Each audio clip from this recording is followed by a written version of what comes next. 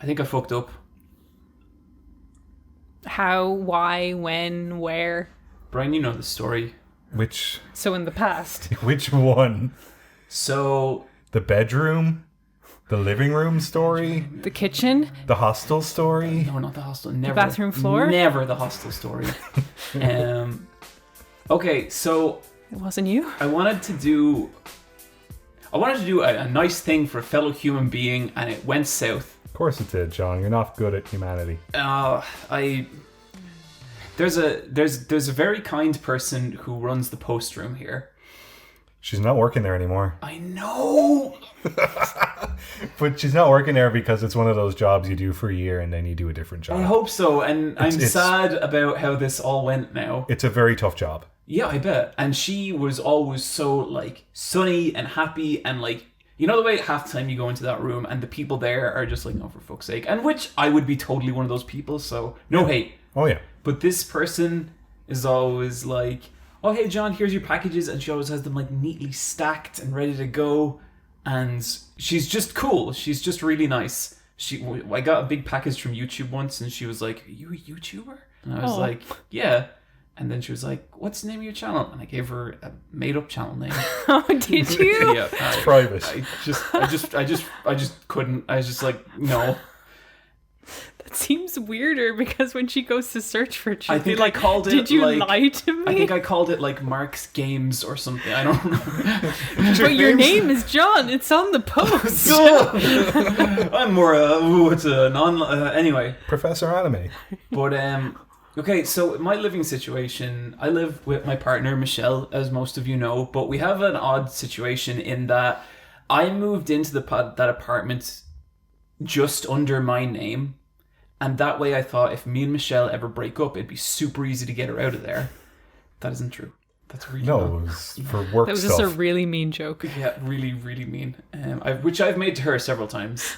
I went down to the mailroom with a box of chocolates because this girl always does such a good job with my mail all year, and I wanted to just get her something nice at Christmas. And I was like, hey, you know, how's it going? Just to say thank you for, you know, all the stuff with the post. And she's really happy and she gets really excited, and I'm kind of talking to her, and at some point the conversation kind of stops making sense to me. Oh no. And I'm like, what? Because, like, are you ever on autopilot with a conversation? You know exactly how it's going to go and exactly what you're going to say, but then at some point the conversation veers left and you kind of lose the run of it a little. You were hit with a difficult question and you fumble. Yeah, and so I kind of snap back into it, and she's like, so, like, are you going to be around over Christmas, or... No. Yep. Oh. Are you, John? I was like, no. These are platonic chocolates. I am going to my parents. And then I turned around and walked away. So the day before I went down to give her chocolate, I got her Brazilian chocolate because she's from Brazil. You got her chocolate as well? Yeah, and I said, on behalf of Rebecca and I, here's some chocolate. She said, thank you so much. I hope you and Rebecca have a great Christmas. I said, same to you. Insert name. I don't want to say her name. But yeah, you see, I couldn't do that because Michelle is not registered to the apartment. Michelle has never been in the mailroom. Whereas John is potentially single and ready. A suitor, perhaps. I mean... To be courted. Okay, well, now the fact that someone else has given her chocolate, it seems common enough that she gets gifts. Oh, yeah, so, no, she does. Like, this seems like a There was so presumption much chocolate. completely on her. It also could be me misreading the situation. It was one of those very...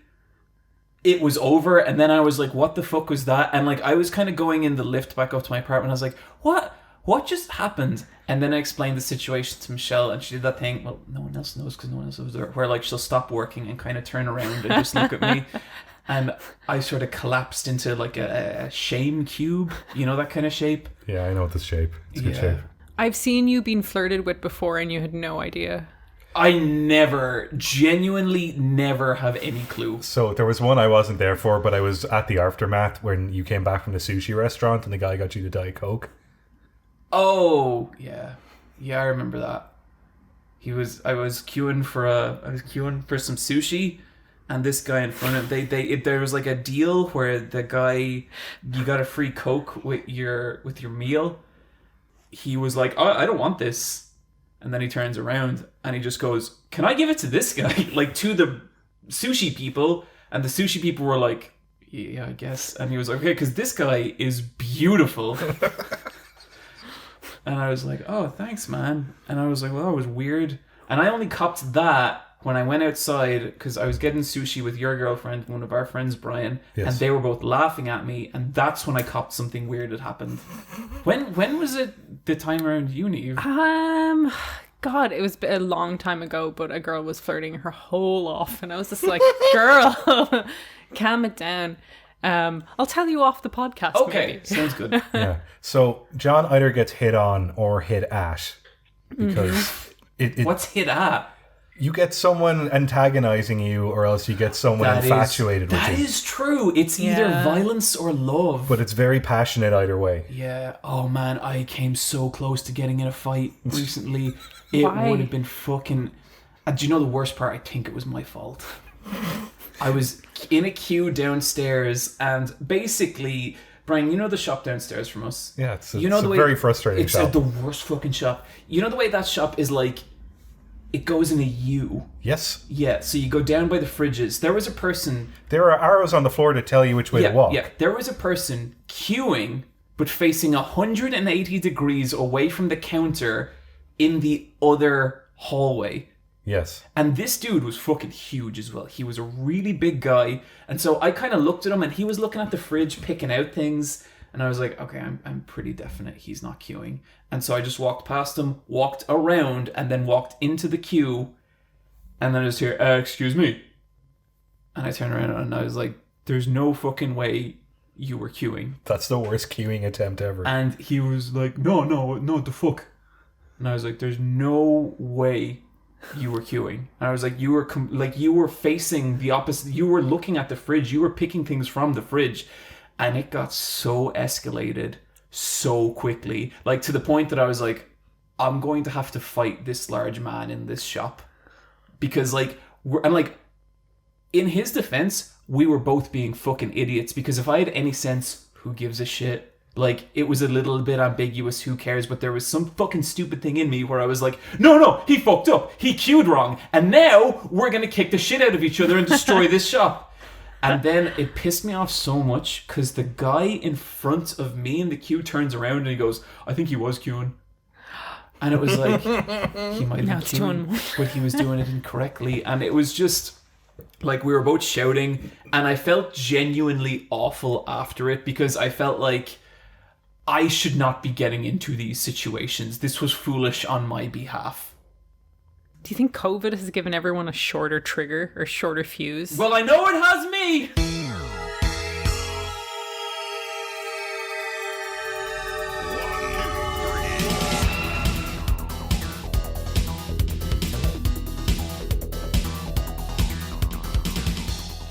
Welcome to the Let's Fight a Boss video game podcast. The world's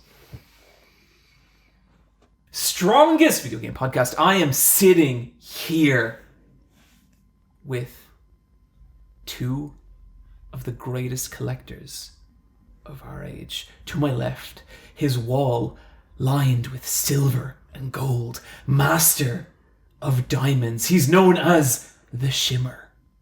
It's Bryan. My skin is made of wall scroll.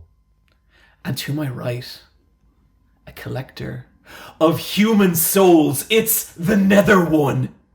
It's Niamh. I put them in Nendroids.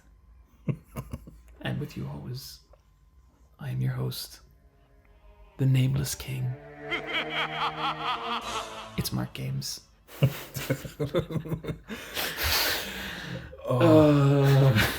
Is Mark Games a real YouTube channel? Do you mind if I Go for it? It has to be. Right? Yeah, I bet he's like a video game reseller or something like that. Mark Games YouTube. I think I said Mark's Games earlier, did I? Oh, so it's like, hey, we're on the Mark with your boy John. Hey, I'm Mark, and these are my games. He'd say stuff like that. You'd watch Mark Games. There's like multiple variations of the word Mark and game. Wow. This is a real Professor Anime Wrestle Talk situation. All the good names are taken. Like Mark's games. All the real killers. Guys, what say we start off with a big one? We all watched Matrix Resurrections. Yes, we did. Would it be fair to say that Bryan is the biggest Matrix fan among us? I think so. He talks about it the most. Yeah, for sure. I think about the Matrix lore every 2 days. Yeah, then yes. For sure, yeah. I wouldn't think about I shower every 2 days, and that's when I think about the Matrix. You think about the Matrix in the shower? Oh yeah. Okay. What do you think about in the shower, Niamh? Not the Matrix. Well, I put dye in my hair, and often it's very red afterwards, and I was just like, looks like a murder happened in here. One time I split the back of my head open, and I took a shower later that day, and all the blood washed out of my hair, and I was like, it's like blood. And then I was like, oh. Do we do a spoiler mark content thing for the Matrix I kind Resurrection? of have to believe that everyone who cares about the Matrix Resurrections has seen it at this point. Yeah, you know what? Probably, fuck it. yeah. If you're angry in the comments about being spoiled with the Matrix Resurrections, look, dude, it's mid-January. It's too late. The Matrix happened. I would also say this is a very difficult movie to meaningfully spoil. I completely understood it. I've watched this film 3 times. You've seen it 3 times? I love it. Okay.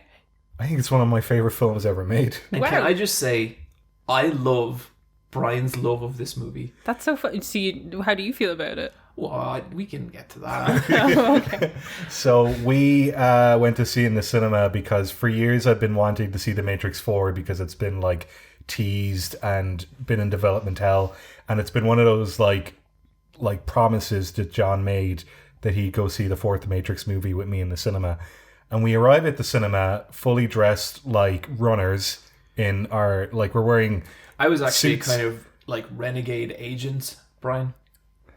That was my character. We're wearing 3-piece suits with ties. Mm-hmm. You can find that picture of us on Instagram. Yes, you can find it on social medias. Okay. But I look around and there's other boys, but they're all on their own. So I'm the only one there with a date. Mm-hmm. And they were so jealous. We were the handsomest couple there by a long shot. I also had my figurines of the Matrix twins from Matrix Reloaded. I brought them to the cinema with me. That's cute, Bryan. But then I was worried I was going to lose them, so I put them back in my pocket. Okay, fair enough. We went to see it in 4DX, which at the time was a good idea, and post-movie, I think it was an even better idea. So we had also just both gotten our 3rd booster shots, and we're fucked. We were wilting. We were wilting hard. That 3rd booster knocked me on my ass. And I would say maybe for that reason, and perhaps many others, I would not have done the 4D experience again. What is the 4D experience? Oh my I've never God. seen anything in 4D. So when there's fights, the chairs lift up off the ground a tiny bit and shake and sway. If there's an explosion, they'll rattle. If there's bullet shots, they blast This was the one that air killed me. behind So your head. it's like someone standing behind your cinema seat, and every time a gunshot goes off, someone goes... There's also another one where if someone falls in a puddle, there's like a pump that kind of blows air at behind your shins, I guess. Okay. On the back of your on There your was a heels. button that we both looked at the start that said water on, water off, and we just turned water. And there's also this thing where if someone falls on their back, something just rams into the back of your chair, so it goes like... Yeah. Also, there was lights in the screen room, and we were like, where are the lights? Because whenever there was like an explosion or something, the room would light up for like a half a second. Yeah. Really, really brought you into the world of the Matrix Resurrection. Yeah, it fucking sucked. Yeah, I hated every second of the 4D things. Could you turn it off on your chair? There's Just the no water. option to turn it off. Okay. I like, it was so fun to like drink and eat popcorn, but you're worried it's gonna spill everywhere. And again, me and Bryan are wearing our nice suits. And I had a great time. you really did, Bryan, and I'm so happy you did. Yeah, the 4D experience, I think I'm too old for it. Maybe there's a point where I would have thought this was rad, but like Niamh, it's really whipping you around. Yeah, like sounds like you're not it. getting like a gentle nudging. Like it's like, oh! I don't like the blast of air thing. That sounds awful. Every time there was a gunshot. So good. There's a lot of There's gunshots a in lot that of movie. gunshots. Was there any nice things? Like, say if something romantic happening, there was maybe a whiff of like floral perfume or something like A that. little man runs up and gives you a kiss. It's really hot. He's a really handsome dude. He's like 5 foot nothing. He comes up and he kind of stands below your seat, and even he jumps up and he goes. Okay. Oh, I was so happy with that experience. I could not eat my popcorn. I really enjoyed this film and I loved it thematically. My one gripe with it is that as an action movie it's fairly weak, but I thought as a sci-fi transcending romance experience it ticked all the boxes. Yeah, when I finished watching it, I was just like, well, that was like the most romantic thing I've seen in a very long time. They really love each other. They really love each They other. do. And I thought that was a really nice way for that, like, for Matrix to kind of go. It reminded me a lot of the final Evangelion movie. It's kind of the same thing. Yeah, there's Yeah, love wins. both are very messy movies. Both are messy movies, and it feels like a creator trying to like wrangle this thing that has become such a cultural phenomenon and kind of bring it back to a personal story where it maybe began, you Yeah. know, because this was their baby. Yeah. And then- Because it's just directed by Lana and not Lily. Because Yeah. Lily has moved to like indie television, and Lana was the one who did it for the Hollywood Machine. And like, She nearly did it in spite of the Hollywood Machine, Yeah, though, didn't she? and, Like like- she was like, okay, if you guys are gonna make shit out of this, and like it's not performing well at the box office, but that's a good thing because that means there's no Matrix 5, and this is like it. this sure did not feel like a movie that was concerned with performing well at a box office. No. And like I thought that was like really ballsy of it, because this, like, there's a bit in the, I guess just to start off with the conceit of this, it starts off with Neo is now a game developer, and his The Matrix is a trilogy of games he created. Do you get it? And it's like super cruel to be like, you know, trapped in this world where your reality is now a fiction and everyone is telling you it's a fiction. And like, Yeah, and they're just dangling the lie in front of him so that like he'll second guess it, but he's like, well, obviously I'm second guessing because I made this thing. No wonder it's in my mind. And I think there's like so many like just allusions to being a creative person and kind of, and just mental health stuff as well, because like he's having all these delusions or truths maybe, and the therapist is spending so much time being like, you're just a creative person. It is normal for you to feel this way. It's normal for you to feel like suicidal because you're so creative. Your art is pain. It's part Yeah. of it. It's the package. Mm-hmm. As well, in the opening where they mirror the Trinity scene, but it's of the model, and it's like a shittier version of that opening where you could see the wireframe of like the bootleg Trinity running, and then you have like the agents stand in, and you have the new dude whose name is Yahya Abdul Mateen II. Cool name. And he's a cool fucking guy. He's playing a agent who self-actualizes as Morpheus and then joins the Resistance. And he's an interesting character, and the actor who plays him, he's played a bunch of different roles in which he plays reboots of characters that already exist. He was Dr. Manhattan in the 2019 Watchmen. Oh, He was fantastic in that. And he's also in the new Candyman as kind of like the martyr for the next Candyman. It's kind of interesting that he's played a bunch of roles where they're pre-established characters, but he's kind of giving them like a new license, I guess.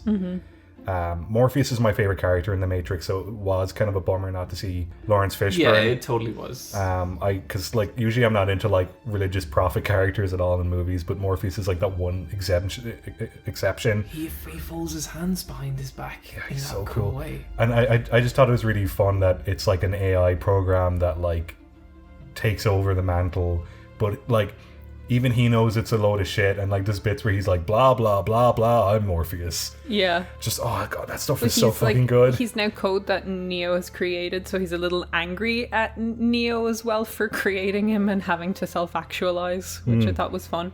And in my constant like, this is like Evangelion, I was just like, new Morpheus is Kaoru. He's like self-love, like self-belief, something to pull you out of it kind of thing. Absolutely. I really liked that character, and I loved all the clothes in it, which was very good. It was nice to see Matrix fashion again. There was one bit where they all come out of the mirror just before they fight the Merovingian and the werewolves, and it's Bugs and her crew, and they all looked fucking brilliant. I really like Bugs. I thought she was a great new addition. What's up, Doc? She said that. She has a carrot on her t-shirt, because she's...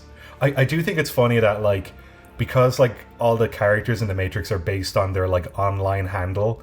So, like, if you were in the Matrix, you would be Super Eye Patch Wolf John. Like, you'd have to be referred to as that. But I just think it's, like, of course someone would have, like, Bugs Bunny as their online account. And so when she, like, enters the real world, she has to be called Bugs. I thought, like, for ages I was just like, oh, like a bug in the system. And I was just like, no, it's literally the rabbit. This Bugs Bunny. Oh, my God. Yeah, just the wild shit that happens kind of halfway through the movie, because like it does borrow a beat for a beat with the original movie, but just kind of like repurposes or recontextualizes certain elements of it. But like the bit where Neo kind of wakes up in the real world again, and they say, well, welcome to the real world, and it's been approximately 60 years, and Zion has fallen, and they've set up Io, and Niobe is there, played by Jada Pinkett, and I thought it was very good old people makeup. It was very good. Because she's meant to be playing like a 90-year-old woman, and she has scars all over her face. I thought she looked great. I really like the community that she's made, that like there was civil war among the humans and a civil war among the machines, and that they've just kind of splintered off and made their own kind of city, and the whole kind of theme of like having choice one or choice two and rejecting both of them and making your third choice kind of fits in with that as well. I just really love that kind of... What did you think about like good robots or good machines? The sentience? Yeah, sorry. I don't like the I love that actually they're called sentience.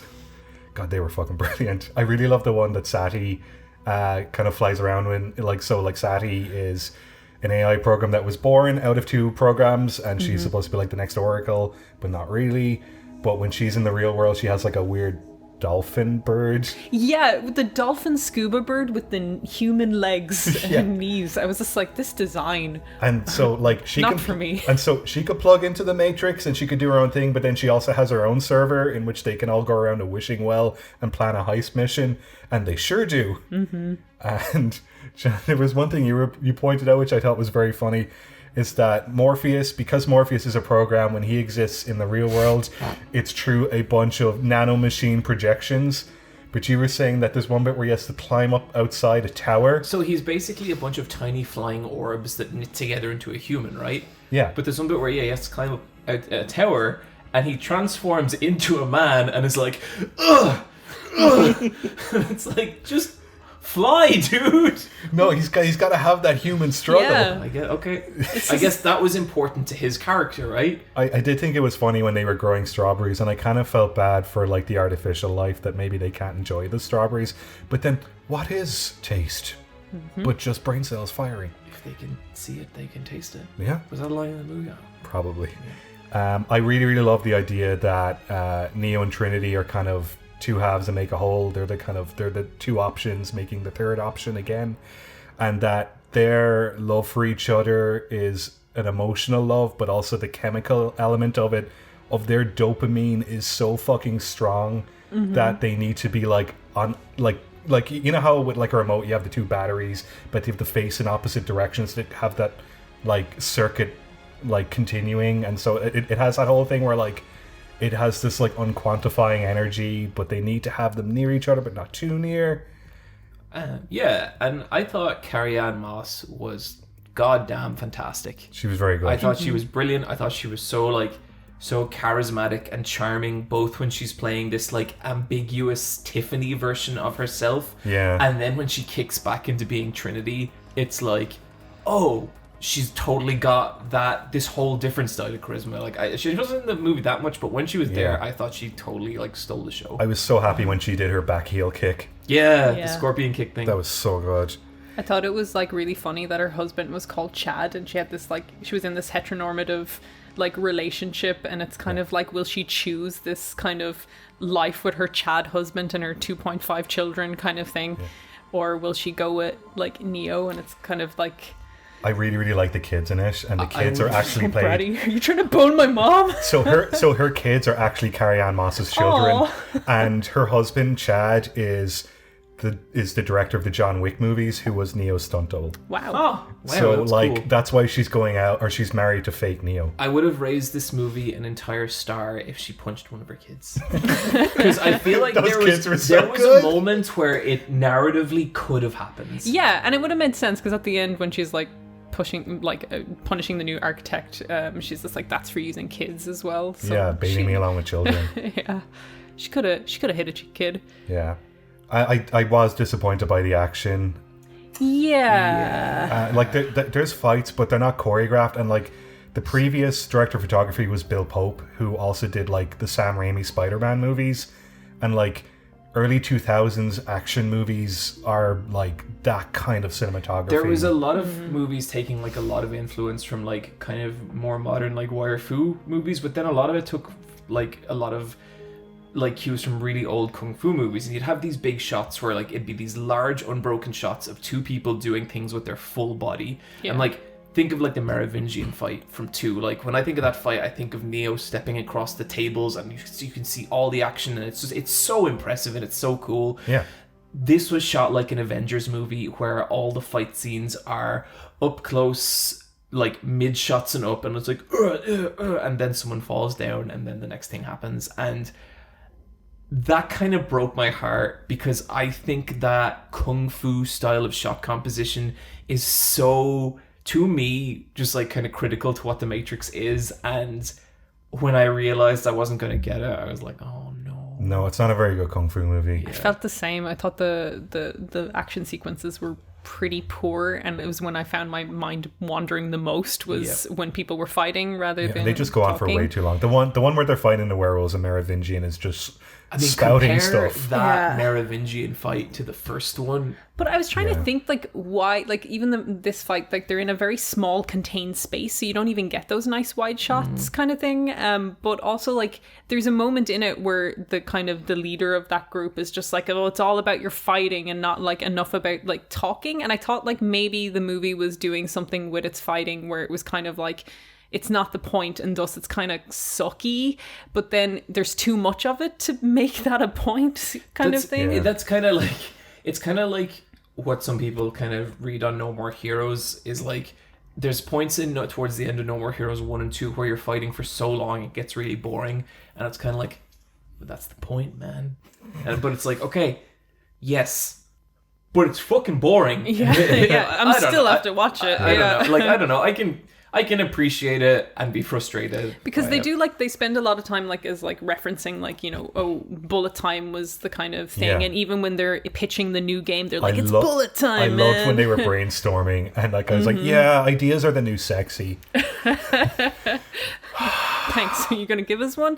But, like, you know, they're talking about bullet time, and they're talking about how iconic and important it is. And then, like, the way they do bullet time in this, like, was terrible. I really didn't like the slow motion effects that they used in it. I thought it looked really cheap. The slow motion looked like weird internet buffer. Yeah. It didn't look good. But not in a purposeful way where I would have been like, cool, it's like buffer. It just kind of looked a bit weird. Well. And the bit between Neil Patrick Harris and Neo when they're in the kind of the garage, that whole sequence, I found it actually kind of a little like pukey inducing the way it was like playing out with all that slow motion. So for us, I thought there was something wrong with the projector and the playback, but then when I watched like the file at home because it's on streaming as well, I was like, no, that was a choice that was like approved. Okay. I was just like, maybe Lana needed a friend when it came to the choreography. Yeah, I mean, I feel like I know enough about Lana to feel like, okay, this was clearly not what she was going for. Like, I don't feel like they really tried and failed with the action. I nearly just feel like this was not something that was ever a super big priority for them. So in a way, I can respect it. Yeah. But personally, so much of what I love about The Matrix is zany fucking action, and this movie's not that. No. Like, it's got a chase sequence, but it doesn't have anything on the chase sequence in Reloaded.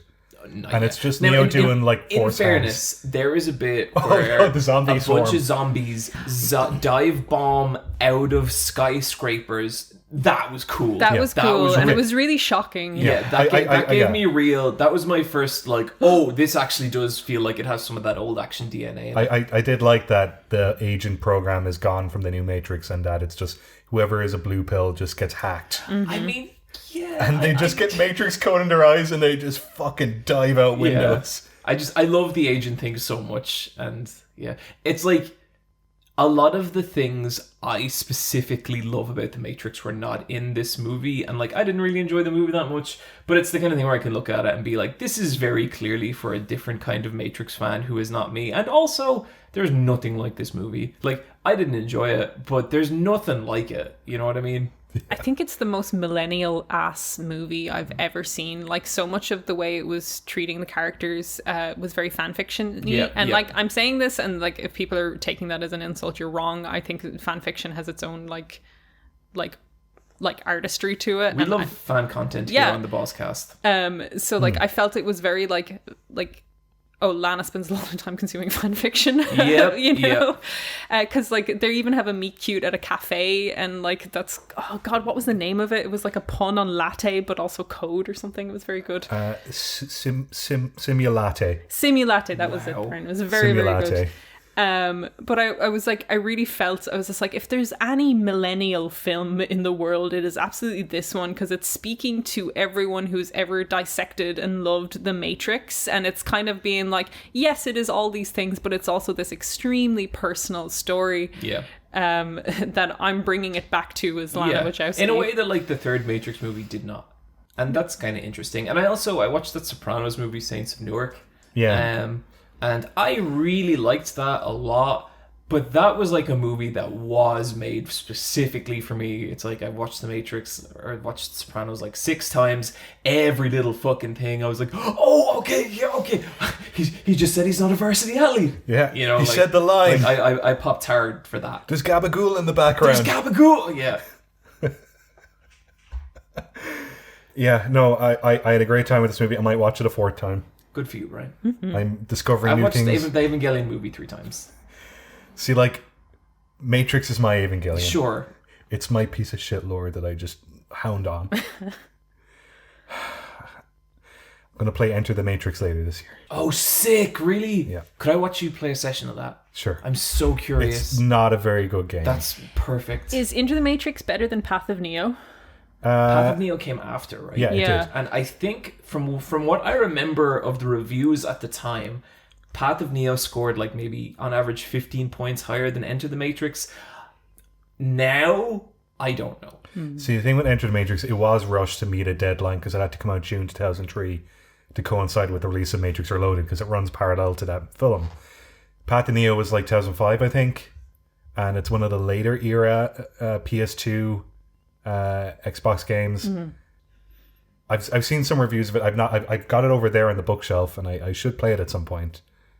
Did I get that for you? You did. You got it for me, and there is some scenarios in that game. Once again, like absolute fan fiction, where there's an alternate route in which you fight Agent Smith, but all the Agent Smiths combine into one to make a big giant Agent Smith, and Brilliant. it's like fucking Ultraman. Cool. The Matrix is fucking wild. Mm-hmm. Did you like new Agent Smith in this? I don't really like that actor. The dude that's in Criminal... Eve, how are you... He's just a dude. He's so good at being just a dude, though. He's no Hugo Weaving. Okay. I thought he was great. How do you not like him? He's brilliant. The one bit I did really... This is him. Hey, Neo. Okay, Niamh. Brava. Niamh, the one bit I did like is when Neo's at work and Morpheus approaches him in the bathroom with a pill. And you're like, dude, that's not how you do it. And then the water sprinklers go off and there's a raid. And then he goes back out into the main room and the dude who's like plugged in Agent Smith just kind of like realizes he's Agent Smith, and he goes, "Mr. Anderson." That was good. That was really funny. Yeah, that was brilliant. And then he picks up the Uzi and just starts shooting. I wasn't really sure what was happening at that point, so and I was just like, "What the fuck?" Yeah, because you're a big fan, Niamh.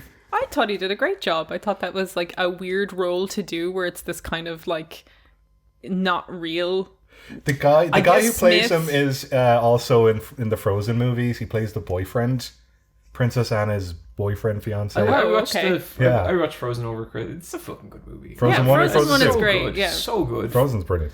Frozen 2 is just a very long AMV. Never watched it. Probably never will. Yeah. Yeah, it's You don't need to. you're not missing anything. But Encanto's alright. sure. I guess like with me again, I love Agent Smith as Hugo Weaving. So like one of my favorite roles ever. I think he's just such a good villain, and He is the ultimate so theater maybe kid. I should have been looking for what was there and not what was missing. I feel like all of this movie I was kind of on board with and kind of got what they were doing, but with him I didn't really know what they were saying. No. Like at all. I was just like, is he his Joker now? So Like, what apparently is Hugo happening? Weaving was meant to be in this movie, but he was unavailable, Oh, that's disappointing. and so they had to kind of like Maybe it's like, one of those things solve where it. Hugo Weaving does not give a fuck about Agent Smith, and that's just all of us. But how do you pass up on that character? Because I don't know. he came back for the Hobbit movies, and they paid him a shit ton for that. Who's in the Hobbit again? He plays King of the Elves. Yeah. I don't know. I don't know any... Legolas's dad. Yeah. I don't remember. No, I don't know if he's Legolas's dad or the other guy. I only watched the first Hobbit movie, and then I was like, I'm done. Fuck this. Second one's alright. Third one's one of the worst things I've ever seen. You should talk to my dad. Loves them all. Even the third one. Even the third one. With Billy Connolly on a I board. had this exact conversation, Brian, where I said, even the third one. And he was like, yeah, they're all the same. And, I was like, and when he said all the same, Brian, he meant Lord of the Rings as well. That's some thinking. Watched That's some... watched a bunch of Twilight Zone with my dad over Christmas. That was fun. Go on. That's it. That's the story. Okay. They can't all be winners, Brian. I've actually removed a thing from the quest log so that we can talk about other things instead. I'm going to steer this on. Niamh, tell us about Chucky. Yes, please. So like everything else is just absolute garbage compared to the Chucky TV show. Okay, so just so we can put that in context a bit, Niamh. Sistine Chapel, Garbage. Mona Lisa, Trash. This podcast. Piss. That one piss. Okay, fair enough. Yeah. It's all filth, and Chucky's the best of it. So the Chucky TV series, if you don't know about Chucky, it is based on the Child's Play movie property. Yeah. Oh, Series? Cute little doll that's evil. Yeah. If you don't know about Chucky, you're way too young to be listening to this, and stop. Yeah. So this is the TV series, and this is technically meant to be a sequel to Cult of Chucky, which is the 7th movie in the series of movies. I think you do not need to have seen any Chucky movies to be able to watch this and to have a fantastic time. I think it's a brilliant jumping off point because it works as a soft reboot. So saying that, if you don't know much about Chucky, Chucky is a possessed doll. He's possessed by the murderer Charles Lee Ray, who when he was shot to death in a toy store did a voodoo incantation and put his soul inside a good guy doll called Chucky. And this is present day, the TV series, and a kid called Jake Wheeler, he's 14 years old. He is at a yard sale and he sees the Chucky doll and he buys it because he's making a really freakish sculpture made out of dolls' heads because he's a 14-year-old kid who's kind of a little edgy, and that's his art project.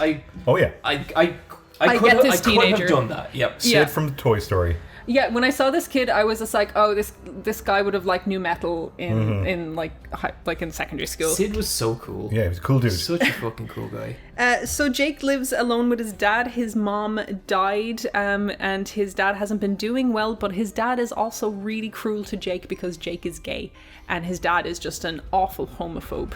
His dad kind of gay bashes him that night, is really like aggressive to Jake, and somehow Jake's dad mysteriously dies. That's weird. They should have explained that. Maybe it was Chucky. No way. So Jake has to go live with his cousin Junior, And Junior's life is the exact opposite of Jake's. He has a beautiful giant house that he lives in. He's like a girlfriend who really loves him. His parents seem really involved in his life. Is and he kind of like the same age? Yeah, they're all 14. He's in his year. He's an athlete. He's just like, he is on top of life. So Jake is now moved in with Junior, and they're going to the same school. Junior's girlfriend Lexi bullies Jake mercilessly because Jake is a bit of a freak. And they also have another friend called Devin, who is a true crime podcast. A whole pile of weird murders start happening in the town. And Jake starts falling under suspicion because he's the weird kid. And, you know, people are like, a lot of these murders are happening around Jake specifically. Lexi bullies Jake so mercilessly, and she pulls off a stunt that to bully him that was so cruel. I was shocked. I was like, I gagged. What kind of bullying are we talking? A lot of it is name calling. A lot of it is just like pretending to be his friend and then turning around. But this one was like, I'm not even going to give it away, but like she does an act in front of a whole pile of other kids that have them basically just laughing at a horrible tragedy in Jake's life. And Jake is like on the edge, and he's like, and Chucky's there all the time being like, you know, Jake, maybe you could kill Lexi. Chucky, no. And this is the best Chucky has ever looked. They credit no less than 7 puppeteers on this. Wow. And like the Chucky doll in this looks great. There was a problem with the last reboot attempt with Audrey Plaza where they try and make Mark Hamill's Chucky. Yeah. And it doesn't have a good face. It looks like shit, and they're trying to imagine it as a home kind of like a home system. Yeah, like Amazon Echo or whatever you want to call it. And it's just like, who would have this ugly doll in their house with this? So the Chucky conceit in this is that it's just a collectible from the 80s that existed, and people buy these good guy dolls as collectibles. So Jake starts to realize that Chucky's alive. Chucky's trying to goad him into murder and nearly gets it until Chucky starts picking on everyone else, and Jake is a good guy and is realizing Chucky's full of shit and he's trying to make me hurt people. So it basically becomes a teen team up against Chucky. None of the adults believe that Chucky's real, so it's these 3 to 4 kids that kind of find out Chucky's alive in different situations and bind together, and their job is to like take out Chucky. They have hilarious physical fights with this puppet. There's a bit where like they're having like, you know, one of those dance parties where you wear headphones. So it's like a soundless kind of party. So they don't... Silent disco. Yeah, silent disco. And the house is on fire, and Chucky is literally like trying to murder the shit out of Lexi, and she's throwing him around a flaming room. And when anyone throws a puppet, it's just like comedy genius to me. And you see his little legs, and he is just like scrabbling around the floor and stuff. And Chucky's murders in this, they are brutal. Like, they are vicious and cruel. Like, there is just like some of them where you're like, oh, Chucky, no. So you're kind of rooting for Jake, for this kid to kind of beat Chucky, but you're also kind of rooting for Chucky because he's like this little it's funny. chaos doll. I saw a clip of this that made me really want to watch it, and it was like, I think the context here was Jake explaining to Chucky that he's gay, and Chucky being like, "That's cool," and Jake's like, "Really?" And he just has a really good line where he's like, "I'm not a monster, Jake." Yeah, Chucky's like, "My kid's non-binary." Yeah, and there is a movie where Chucky's... Yeah, Seed of Chucky. Yeah. Is Chucky's partner his bride in this? Yeah, so this is what I'm getting at. If this show was just these kids teaming up to go against the big bad, it would have been great. Like, it would have been just great on its own. But halfway through this series, all the Chucky lore just comes flooding in. Oh my god. Like, just absolutely. And not in a way that completely, like, derails the story or makes, like, the people who are there lost. I think it's a really good way to do a reboot, to get people who are invested in the series, who this stuff means shit to them, and make it matter, but also people who are the teens in this situation come into the series and be reintroduced to it. So they use a lot of expositional, dialogue, they use a lot of flashbacks, they do a lot of, like, clips from the movie, but also, like, they filmed new stuff for it to kind of explain all this lore. So, like, you don't need to have seen much of Chucky to get into this at all, but if you have, it all just comes flooding in such a fantastic way. and then gets completely gender fucked in an interesting way. So you have Tiffany, which is the bride of Chucky, Chucky's girlfriend. Is she voiced by Jennifer Tilly? Yes. Jennifer Tilly exists as an actress in the world of Chucky. Oh, she's awesome. Brilliant. I love her. And yeah. she's Tiffany's favorite actress. So Tiffany possesses the body of Jennifer Tilly. So later on, Jennifer Tilly... I'm watching this. This So she sounds shows so up good. to a funeral, and like the boy Junior is just like, I know you, and like she's like, you're a little young for bound, aren't you? And it's just so good. That's their first movie. And like Jennifer Tilly is just amazing in it, but it's like if you love her, it's great, but if you don't, you will learn to. Like my girlfriend doesn't know much about Chucky, and she was just like, I love this woman, and it's just so brilliant. But also it's like later on you find out that Charles doesn't just have part of a soul in the Chucky doll. His soul is now like a Horcrux, where he can put it in individual things as at different strengths. So also the soul of Chucky goes into a woman who Jennifer Tilly is keeping hostage, and she kind of flicks between being Chucky and also being herself. And the stuff that happens with that is also brilliant. And the girl who plays this version, she is put into drag, and she plays the version of Charles Lee Ray in the flashbacks for the 80s stuff. So it's just like this complete like exploration of gender, sexuality, horror, bullying, just a real amazing way to do a reboot that kind of satisfies old fans and new fans. And I just thought it was like some of the best horror TV I have ever seen, especially with a series who's tried to do a reboot and it just failed. Yeah. Like, this was brilliant. And it's only like, I think like 10 episodes long. It was either 8 or 10. That's perfect. It's like a perfect length to just try it out. Good shit. Good shit. That sounds great. Okay, I'll try it out. Yeah, I think I'm going to try that out. Mm-hmm. I went to see the movie West Side Story. Oh, that's surprising. Steven Spielberg's West Side Story. Amblin Entertainment presents West Side Story. I was home for a couple of days, and my mom was like, I want you to come see West Side Story with me. And I was like, yes, mother. And I had a terrific time. That's a great movie. It's actually fucking brilliant.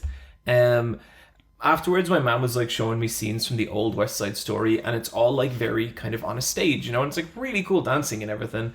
But the new one, they like the musical numbers are so ambitious, and like just how they're framed and how like they move through different environments.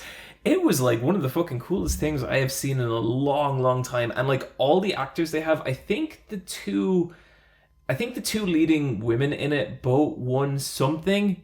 Maybe an Oscar? I don't fucking know. Maybe a Grammy. I think it was a Grammy. I think it was a Grammy. And no, wait, no, not a Grammy. Golden Globe. Golden Globe. They just happened. Yeah. And they really deserved it because like they're both brilliant in it. Like they're really good at singing. And if people don't know, West Side Story is this like, it's this story about these two gangs. One of them is called the Sharks, and I think the other one's called the Jets. Yeah, I think it's the Jets. Yeah, and it kind of goes into a lot of like the Sharks are I think it's the Sharks are basically a lot of people like, you know, Americans like immigrants and stuff, and it's about them. So it like it has this kind of weirdly like nationalistic undertone, which for like the 1960s when this was first made is weirdly progressive, even if they did make a white actor, I think, play a Puerto Rican actor and just darkened her, which, you know, sounds like the 60s. That was the 60s, and the they 60s, shouldn't have right. done that. But, you know, now this is here, and it's like genuinely just like so many like amazing like minority actors, and they're just fucking brilliant. Like everyone involved blows it out of the water. The only person who I felt didn't was like the leading man. Basically, the romantic lead is just so. There's so many fucking hot people in this movie, and like one of them is the leader of the Sharks. He's like a boxer, and he just has so much charisma, like whether he's dancing or singing or just doing whatever, he's amazing. And then like the leader of the Jets is this like real little fucking slimy dude, but like slimy in also a pretty hot way. Like he was also really like bold, and whenever he was on screen you just had to look at him because he felt kind of dangerous. And then the leading dude is just this carton of milk with a floppy hairstyle. Isn't this like Egbert from Ansel- Baby Driver, Baby Ansel Driver guy. Elgort? Yeah, Let me find out. Ansel Egbert from Yeah. Baby Driver. I have not watched this film. I really want I to. am not a fan of him as And an actor or singer. Oh, it is. Yeah. Tony. Neither was Mother Walsh. We were both like, yeah, he sucked. But other than that, it's good. And like, I was not expecting this. That movie is kind of brutal. I did not know the story to West Side Story. It's Romeo and Juliet. It's Romeo and Juliet, yeah. And at one point, things feel like they're about to get really violent, but I expected a kind of like, why would we dance or why would we fight when we can sing? Like, and it doesn't go, and like, people get stabbed and shot, and I was like, I think I'm confusing this movie with Grease. But I genuinely had a fantastic time. I feel like I'm not really experienced enough in musicals to really say anything meaningful about it beyond just, I had a really good time with this. My mum brought me to see Cats before, and I think I came around on Cats in a really weird way. Like, what a nightmare of a movie. But this wasn't like that at all. I was genuinely like invested the entire time. Every song was like a banger. Like there were such good musical numbers in this, and it was really interesting. Didn't shy away from the race stuff. It was a musical with grit, which I've never seen in my life, and I just thought it was really cool. That's exciting. I can't wait to see it. I like West Side Story. West Side Story is awesome, turns out. They have the I Feel Pretty song, don't they? They do, and they have the I Want to Be in America song. That's where they're from. I love to be, or I don't know what it was. It's weird, like, watching something like that when you've grown up watching The Simpsons, where you're like, now I know the context. I know, yeah. She started singing I Feel Pretty, and my first thought was like, I guess this song had to come from somewhere. Yeah. Did you guys not do like musicals in school and stuff? Yeah, we went to boys' schools. Oh, okay. We had to do, like, Rodale plays. That was about it. Oh, I did West Side Story and Guys and Doll, and like in rural Ireland in a Catholic Whoa. school. Oh, we did one called... That's a cool nun. Yeah. We did They got one, in the cool nun. Yeah. She was imported. Yeah, they flew her in. We did a play about like an English-Spanish army invading a bunch of Aztecs and like slaughtering them. What the fuck? Yeah. Great. And the film's climax ends when basically the Aztec god, I think the school might have put him in like dark makeup. Oh no. I know, yeah.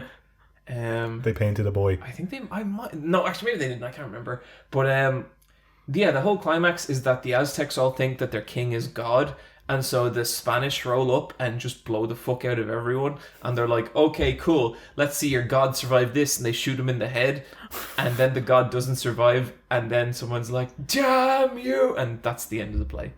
It's called like the Golden Sun. No, that was the Game Boy Advance. I don't remember what it's called, but it was like pretty grim. Sounds it, yeah. Yeah, I got to be the bad guy in it. Oh, well, that's fun. That was really fun. I had to be a doll and not a guy. That sucked. Fuck that, Niamh. I know. Yeah, I'm sorry. It's not fair.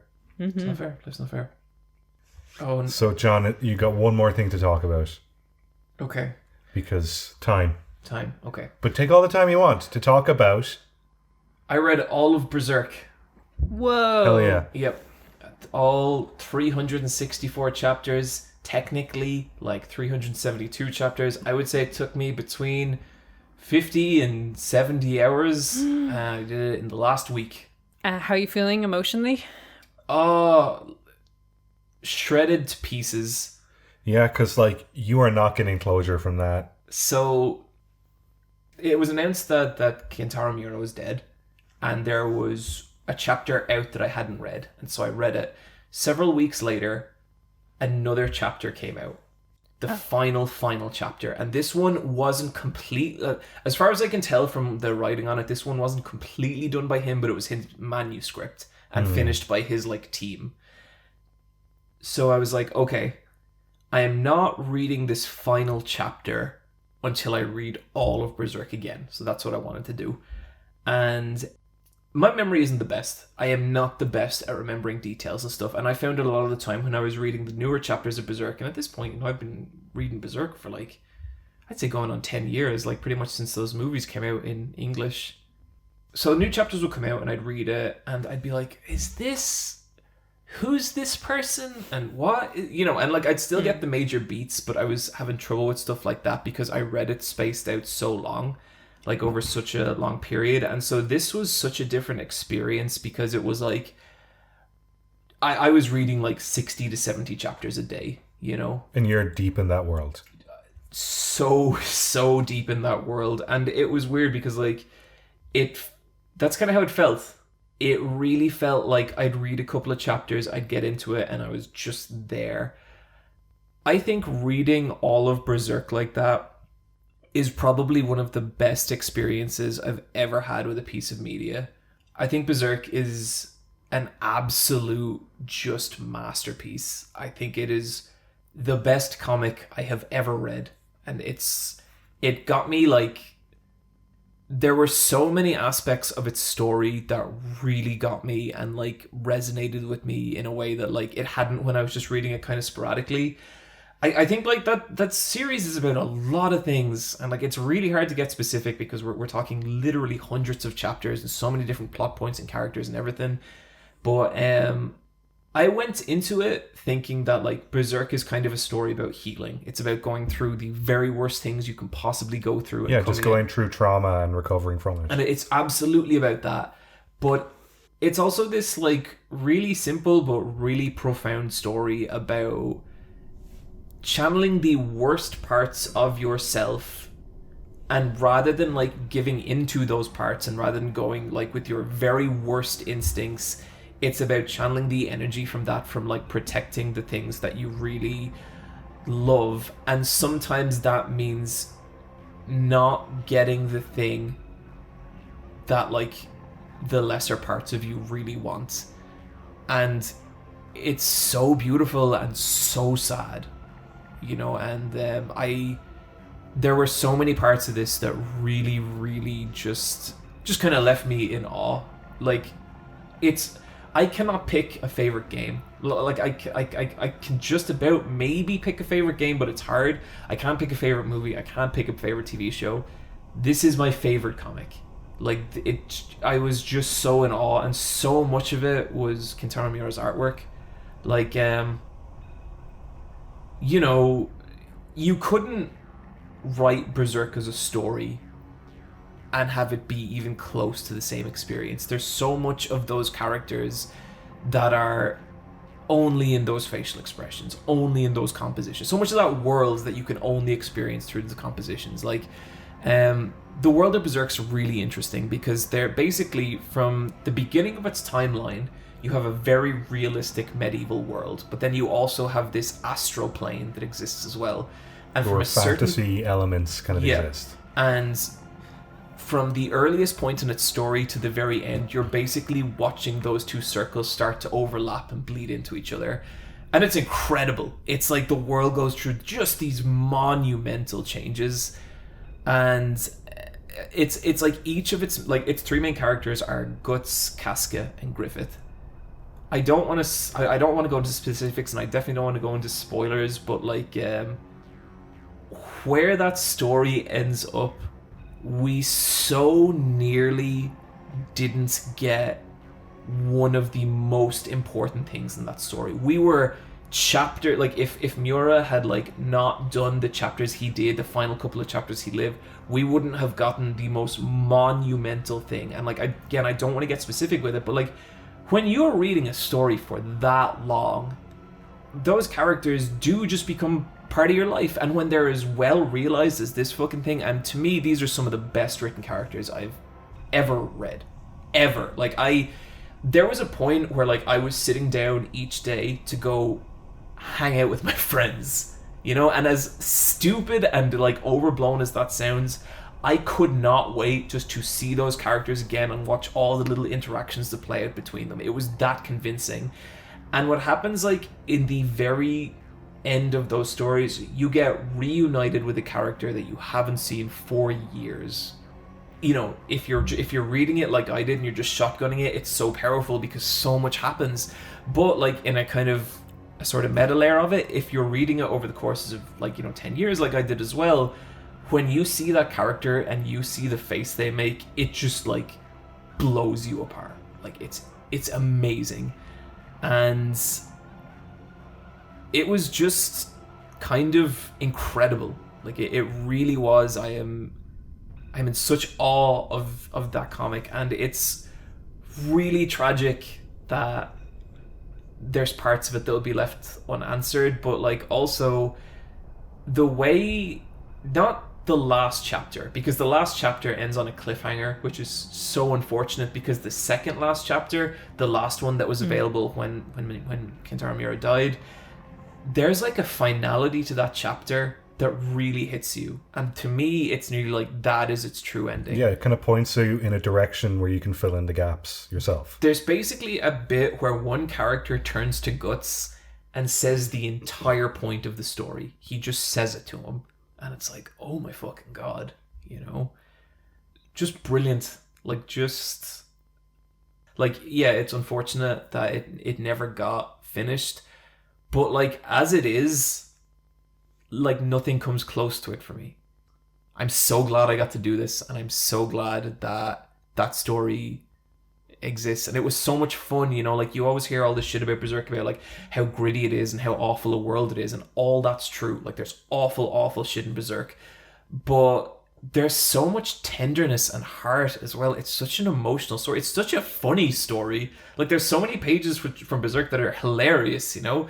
It's like especially later on, I think Berserk starts off real super gritty to the point that it nearly feels like kind of like edgelord. You know, the first page is Guts like having sex with a woman, the woman transforms into a demon, and then he kills her. That's the first page of Berserk. Ugh. Yeah, exactly. And the story that grows out of that is fucking incredible. And I know some people are kind of put off starting Berserk now because it will never end, but like in its incomplete state, for me, nothing touches this. And yeah, I guess it doesn't have a bad ending. That's the thing. Yeah. It doesn't have a bad ending, but in a way, like, the incompleteness of the story is kind of thematically relevant as well. Yeah. Like, you're always going to be working on yourself. If you're following, like, if you've been following Berserk, it's like, you know, there's two things Guts really wants to do, and they pull him in different directions. And there's one part of the story where he is literally sailing away on a boat with one of the things and looking at a hill in the distance where the other thing is. And it's like, okay, this is the last moment that Guts can divert from the Poseidon. This is the last moment that, like, he can make this choice. And he makes the right choice. He makes the good choice. And the fact that we're never going to see that other choice fulfilled, in a way, makes sense to me, because that's the cost of putting your life into something you love. And I think that's just such a fucking beautiful sentiment. I could probably talk about this for a long time, but I'm going to stop now. I'm very happy that you were alive in the same time and space that this existed. Me too. Yeah, that's cool. I like when it happens. Yeah, I always like to think about that about art I really like. It's just like, I feel very lucky that I'm here to enjoy this. No, it'd be similar to me with One Piece. I enjoy reading a fresh chapter. I actually thought about you and One Piece a lot, because I imagine that's exactly what you have, where it's like, because like with One Piece, I have that experience where I go into it and I'm like, oh wait, who's that person? Who's that fucking... But you've been staying so close with it. To you, going to One Piece is probably like hanging out with your friends. Oh yeah, so if I think about Matrix in the shower, I think about One Piece before I go to bed. Sure. And I go to bed every night. Sick.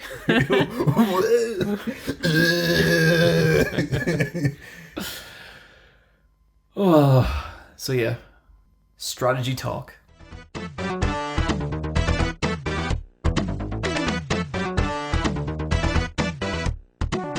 Bryan. Yes. Why don't you tell us about the Analogue Pocket?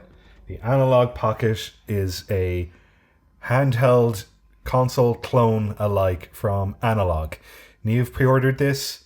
I did. In a flurry of excitement, then realised, wait, I don't like Game Boys. I do this all the time. I always like pre-order hardware because I think the sales pitch gets me, and then afterwards I'm like, wait a second, I don't own Game Boy games. But she knows a very special boy that does. Yeah. Sorry, what is the Analogue Pocket? I'll get to that. Okay, sorry. Niamh held on to the pre-order. It arrived at her home eventually. Oh my god. Yeah. What the fuck were they doing? I know, it was like delayed for like a year over? It was delayed over a year. And then the customs bomb came along. I know. We settled that shit. And then there was still like 48 hours where it was like, well, I guess it was kind of missing, and Yeah. I was just like, where the fuck is this? I was really sweating. I guess it was the week before Christmas. You know how it is. It is a handheld system that plays Game Boy games. It plays Game Boy, Game Boy Color, and Game Boy Advance. It is different to other clone consoles like the Retron, for example, where that uses a different type of architecture where it's emulating or doing like a flash dump of it. This is hardware more or less one for one with the Game Boy, where it's a different console that happens to play Nintendo products, Nintendo software. There's adapters for it. There's only one out at the moment for the Game Gear, which I'm not particularly interested, but there will be an adapter for the Neo Geo Pocket, which I will absolutely get. There's also an optional dock where you can plug it in, feed it through HDMI up onto your TV or monitor or whatever, and you can sync it with Bluetooth controllers. At the moment, I think it's only like the DualShock 4. The 8-bit though controllers don't work with it, but it's constantly being updated via patch. I think I'm on the 3rd patch, and they've just added in save states because it can take a micro SD card. And it can do screenshots, can't it? Not just yet. That's the next update. The next update is that you'll be able to use the Game Boy camera and save your screenshots as PNGs on your SD card, which would be super handy. The screen on this is absolutely fantastic, and it is a solid piece of kit. It doesn't feel cheap. It is very well refined. I'm delighted with it. It's much bigger than you would think it is. It's like the size of an original Game Boy. Yeah. Oh. And it's got a bit of weight to it. I like that with handheld sometimes. Yeah. It has shoulder buttons on the back. It's kind of got a recess at the back so that it is kind of shaped like... It's got the girth of a Game Boy, but only in the lower half, and then the upper half has kind of the cartridge slot. It does play bootleg Game Boy games, which I thought was interesting because a lot of these clone consoles don't play unofficial carts or like bootleg copies of existing games. But this does it, but the way the system is built is that like it doesn't even allow like a millimeter of space. So sometimes these clone cartridges, they're a tiny bit too thick, and it already left a mark on the back of my Analogue. And it's only a tiny mark, but it's like but then like it also like I got the Niamh also got the plastic case, but the plastic case isn't a carry case, it's more for display. It's a display case. Yeah. So that shows you my intention for it. Yeah. But I've got it, and I had a look at it, and then I put it back in the box. Maybe someday. But yeah, no, so far I'm really, really enjoying it. I've played a variety of different Game Boy games, including some of my funnier shaped ones. I have some of my Rumble-based Game Boy Advance games, and they all work. I have a Tamagotchi Game Boy game that worked fine. For the most part, yeah, it picks up everything. But the one game I decided to kind of sit down and play properly was Kid Dracula, which is a platformer made by Konami. And Kid Dracula is... The son of Dracula. Or is he? So in America, or sorry, not America, Japan, I think he's called Dracula-kun, which is like young Dracula or like child Dracula. But I don't know if he's Dracula's son or if it's a prequel where it's just Dracula as a kid. Oh. But it's a platformer that's sort of similar to the Mega Man games on the Game Boy. So I feel like there's a certain tier of Game Boy game, and I'd put like Kirby's Dream Land and like Donkey Kong Country for the Game Boy. And Yeah, because most Game Boy games are terrible. yeah, there's just such a gulf in quality between these games and everything else on the Game Boy. Yeah. This is one of those games to me. Oh yeah. No, Kid Dracula is a very well-aged Game Boy game where it's pushing the hardware to the limit. It has like big chunky sprites. Yeah, it has genuinely good music, and it's got so much going on that the game is kind of like shitting itself. So it was nice to play it on the Analog where there was less chug on it, which was great. The visuals for this game are super cool. You know that YouTube channel, Worthy Kids, that animator? Yes. He does like lots of... John, you do. Oh, do I? You do. Yeah. he does lots of cute spooky drawings and stuff like that, and cute animations, and he does like fake stop motion using Did you ever see the short where Palpatine is like thrown down the chute? I don't think so. Okay. or the one where there's like a bunch of clowns that run a burger van. Burger van. And there's one This where is, like this sounds fantastic. yeah. It's like it all looks like 2D animation, but it's 3D and like grease pencil stuff. It's Yeah. like it's really cool. It's got really nice line art around it. Let's loot drop some of it. Yeah, we will. Absolutely. But Kid Dracula kind of seems like, I don't know if the Worthy Kids dude has played Kid Dracula, but if he has, I'd be like, called it. Because Kid Dracula has that kind of vibe where it's kind of just, it's chibi horror. And the first, like, this is also one of those games where it's like when it came out in the West, they had to get rid of all the religious elements. There's like loads of crucifixes and like Buddhist symbols, and like Buddhist symbols in the West mean a different thing here. They sure do. And so this also happens in the Earthbound on Super Nintendo, but the first boss you fight are a group of kind of like monks, but they're wearing white robes. But Oh dear. and it looks oh dear, and they also have Buddhist symbols. Maybe Kid Dracula's just woke as fuck. And so the first boss is you have to fight like a little baby monk, and he's easy enough to beat, and then you have to fight like the adult monk, and he's easy enough to beat, and then you have to fight like the very old monk, but he's invincible, but then he dies of old age. That makes sense. I think I could probably beat the shit out of literally any baby in the world. But just the fact that you fight like a really old monk, but he's invincible, but he's on a timer to die after 1 minute. Oh, that's great. And this is just the game devs being like, yeah, fuck it. The second boss is Jason Voorhees.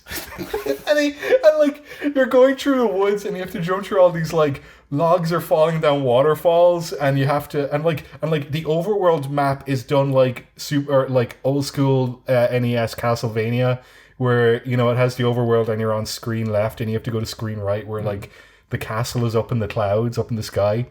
And so like it is a Castlevania game, but it's just like a weird like preschool parody of it. So one of the problems I have with like a lot of these Game Boy games, it's like sometimes you play them and it's like no one tested this. How's like the difficulty and just the general... I'm so glad the Analogue Pocket has save states, John. Okay. It is fucked up hard. Like, there's one level later on where you're in like a roller coaster, and there's so many leaps of faith where you're just like, I don't know if I'm gonna or am I just gonna die? I don't know. The game is only like less than an hour long. Like, people who can beat this game like as a human, that's fucked up. Like, this game looks great, sounds great. It was not play tested, absolutely. But yeah, Kid Dracula is very good. I think it's actually like a port of a Nintendo game, but it was only on the Famicom in Japan. But I think it's part of that anniversary Castlevania collection that always goes on sale on whatever platform of your choice is. Because Konami we'll get to Konami later, but like Konami do a good job of kind of like archiving some of their more flagship titles, I guess, and re-releasing them. And Castlevania, you know, certainly exists. For better or I might worse. disagree with that statement, Brian. Yeah. But you got to play Aria of Sorrow. let me tell you about the Silent Hill Remastered Collection. Those are shit. But like Castlevania and Metal Gear, they're doing great. Goemon and Silent Hill, not so much. I feel like Goemon and Silent Hill is the full spectrum of what I am. Brian, that sounds great. It's very good. Guys, I played Total Warhammer, or as it's properly known, Total War Warhammer. Is this like Warhammer 40k or is it? No, this is Fantasy Warhammer. Oh wow, the fun one. Because people forget, like, you know, it wasn't just Space Marines. Yeah, and I think I like the fantasy one better because the fantasy one has lizard people and rat men.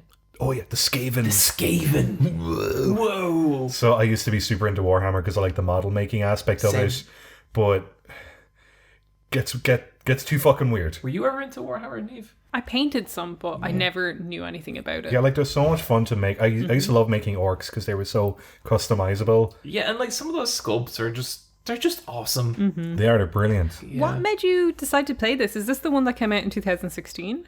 It's Total War Warhammer 2, so it might be a little later than that. Yes. I don't know. I've always liked Warhammer, and I got into 40k as a kid because all my friends were, but like I'm more a fantasy person than a sci-fi person. But I fell into a rabbit hole of YouTube videos where I watched Mandalore Gaming has like 8 videos on this, and I just ended up watching them all, and I was like, this actually looks kind of fun. So I'll take a chance on it. These are kind of, I don't know if people would describe them as strategy games or 4X games. 4X games are those ones where it's like, it's not just about the combat, it's like about maintaining a civilization, all that kind of stuff. And this has elements of that for sure. But it's mainly like you pick an army, pick a leader for that army, and then you'll start out on a specific point in a map. And from there, it's up to you to like go to battle with the other armies, take over their cities, all while watching out for stuff like Skaven burrowing under your city, or like chaos corrupting your city, or your city just turning into a bunch of vampires, all this kind of stuff. Kind of civilization light kind of stuff, I guess. But I'm having a really, really good time with it. It's been a while since I've had to start like setting timers for playing a game, because otherwise I'll play too much of it. But I have to set like about an hour, like during the week anyway, I have to set like, hour and a half timer, because I will just play and play and play. And it's great. I have my lizard army, and my favorite units are these really muscly crocodiles that carry hammers, and I just really like them. The Gator Smashers. They're great. Hey, we're the Gator Smashers. Yeah. We're here to fix your fence and break your fucking face. Are you playing this on PC? I am. It's really fun, and like the actual. So basically, you're this little kind of like sort of like, imagine like a little kind of chess piece nearly, and you move that around this giant world, a giant board basically, and you have your civilizations, and what you want to do is you want to protect your civilization, your cities, while raiding and ransacking and taking over other people's cities. And you inevitably get into these big giant battles, and like then like the battles themselves are basically like this giant real-time strategy thing, but with really intricate mechanics about like each unit has the things it's specifically good at. I think a lot of it's based off the Warhammer mechanics, like the tabletop mechanics, so like they're really, really involved. There's all this stuff for like flanking your enemies, so if you can hide in the trees and put like this little force like in the center of the map and let the enemy attack them, and then like charge out from the trees and kind of like pincer mover them from both sides, you can like be a way bigger army if you can like get good with stuff like that. And so like it's really fun, it's really tactical. And when you lose in this game, it is fucking brutal, because it's a kind of Monopoly style loss where you're going to be dying for a couple of turns. Like, the way no one ever gets wiped out in Monopoly? Yeah. You just get to a point where the other person owns more property than you and bleeds you slowly. Think you can turn it around, but you can't. No. And at least I haven't been able to.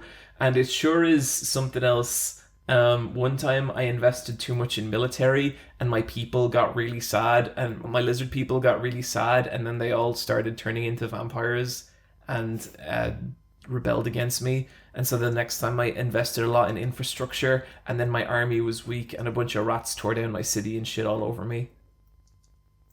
It's great. Just like real life. Just like real life. But I'm having a really great time with it. I think for me, like, what's kind of kept me away from like Civilization and a lot of those kind of games, even like Total War series, it's just a little too much history for John. John likes, he likes the dragons, he likes the rat people, he likes rat ogres. They're like ogres, but they're rats, and they're real big and muscly. I think that's a good look. And this has been really doing it for me. I'm gonna have to get a little careful, because I feel like this game could very easily destroy my life if I let it. Like on a related note, the final installment of Binding of Isaac came out over Christmas. Yep. Or not over Christmas, but in November. But I started playing it over Christmas, and played like maybe 20-30 hours. That game's really bad for me. Yeah, I'm not allowed to play that. Yeah, it's horrendously addictive. It's horrendously addictive, but I have soaked all the creative juice and inspiration I can get out of Binding of Isaac, and the only reason I play it now is dopamine. And I have to stop, and it's deleted from my PlayStation. So we'll see. Niamh, tell us about Halo. Total Warhammer is great, by the way. People should give it a shot. I'm on video game sabbatical. I'm not playing anything new until March. That's fine. Yeah, the new Kirby's out in March. That's when we're playing new games, Niamh. Every single game was pushed till March, so I feel like March is this huge media, What new kind media of stuff we got thing. in March? I feel like everything that was ever like pushed went to March. Like, I don't know off the top of my head, but like I have March as this looming date for like every new release. I am very happy to play all games right now. Yeah, so I was just like, I'm only playing Halo and I'm playing Shin Megami Tensei, and that's like what I'm playing until we reach March, and maybe some older games. We have Elden Ring out at February. It's out at the end of February, but let's say March. We'll just say March. The new Horizon game is out. Pokemon Legends is out. Gran Turismo 7. I don't think that Pokemon Legends game looks good at all. It's a Monster Hunter clone, isn't it? I look at it and there's something so indie studio that's trying its best to make a Pokemon clone game about it. I think it looks bad. But I don't think, I guess people don't care because they just want open world Pokemon. I'm like, sure, but just, I don't know. Have a great time, everyone. So I've been playing a lot of the Halo multiplayer over the campaign. I think the campaign story's like a bit blah. Yeah. Yeah, I'm a bit disappointed, I gotta say. I feel like there was a lot of concessions made in getting this game finished and made, and also trying to soft reboot it, and to also try and wrap up the story, and it kind of just it has been fizzling. I'm not even finished it, but it's like been fizzled out for me for a very long time. The fact that you haven't finished it Yeah. over Christmas kind of tells me everything I need to know about your feelings on that. So I've been playing a lot of the multiplayer. I love the Christmas event. It was like 10 levels. It was free. You got a lovely skin, like nearly right out the gate. I liked that everyone was wearing their Christmas skins, but once Christmas ended, that period, everyone took them off. And there's this thing in Halo that if you like do fashion Halo, the other players will fucking hate you. So there's these other type of players who've bought the premium battle pass, and they get the scout helmet and the scarf armor piece and the bullet like details, and they wear those, and they wear the green and the black skins, and they are there for serious business. And if they see you wearing cat ears, they will teabag you. Gotta fall in line. And I think that's so fucking boring, because like, it's Halo, you're playing with dolls. Like, they are just army dolls that you're throwing at each other. This is fucking real. And they're like, this is my like tactical like Halo man, and it's like, oh. No, if Halo actually happened. Like, They die. there's a man singing in that menu, in that start menu. And it's just like, it's like that Halo 3 diorama that everyone's like, wow, it's so beautiful, it's like real war, and it's like, shut up.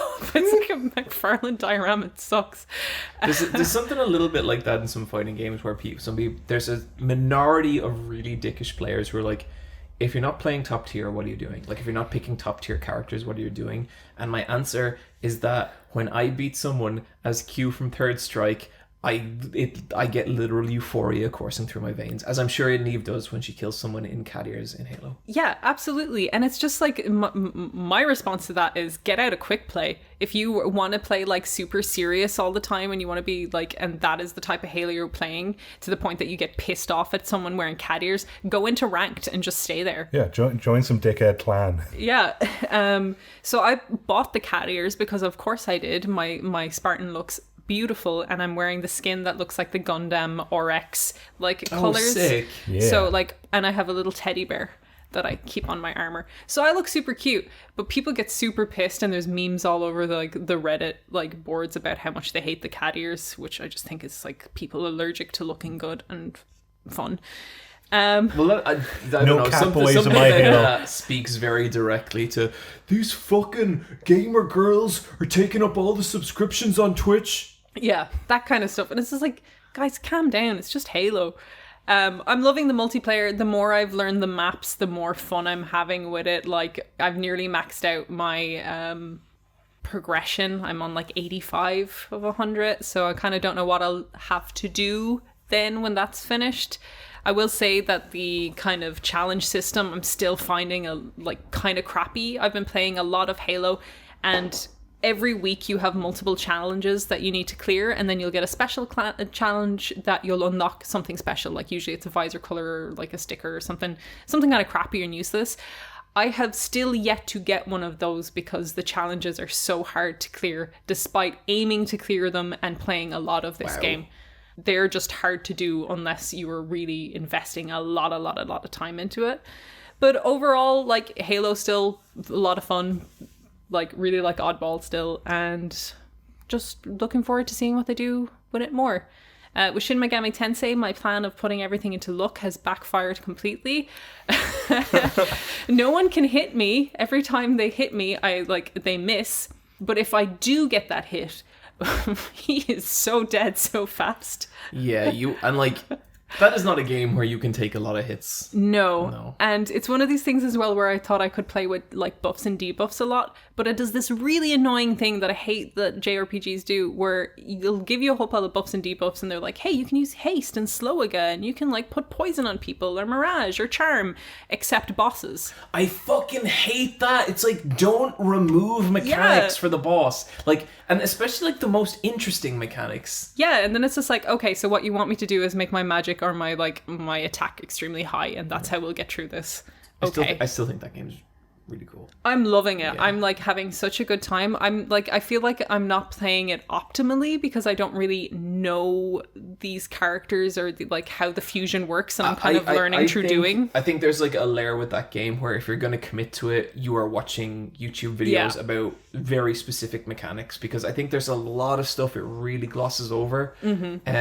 But yeah, I find myself fonder and fonder of that game. Like, and I haven't even played that much of it. Like, I've played like, 10, 15 hours or whatever. But like, the more I think about it, the more I'm like, there is something cool there. And I'm going to be happy to have that as a kind of back burner. Yeah, I think I have a bit of a question for Shin Megami fans, because I've been looking at some of the PS2 games, because I do a bit of game collecting, and those are games that have shot up hugely. PS2 games are now just very expensive.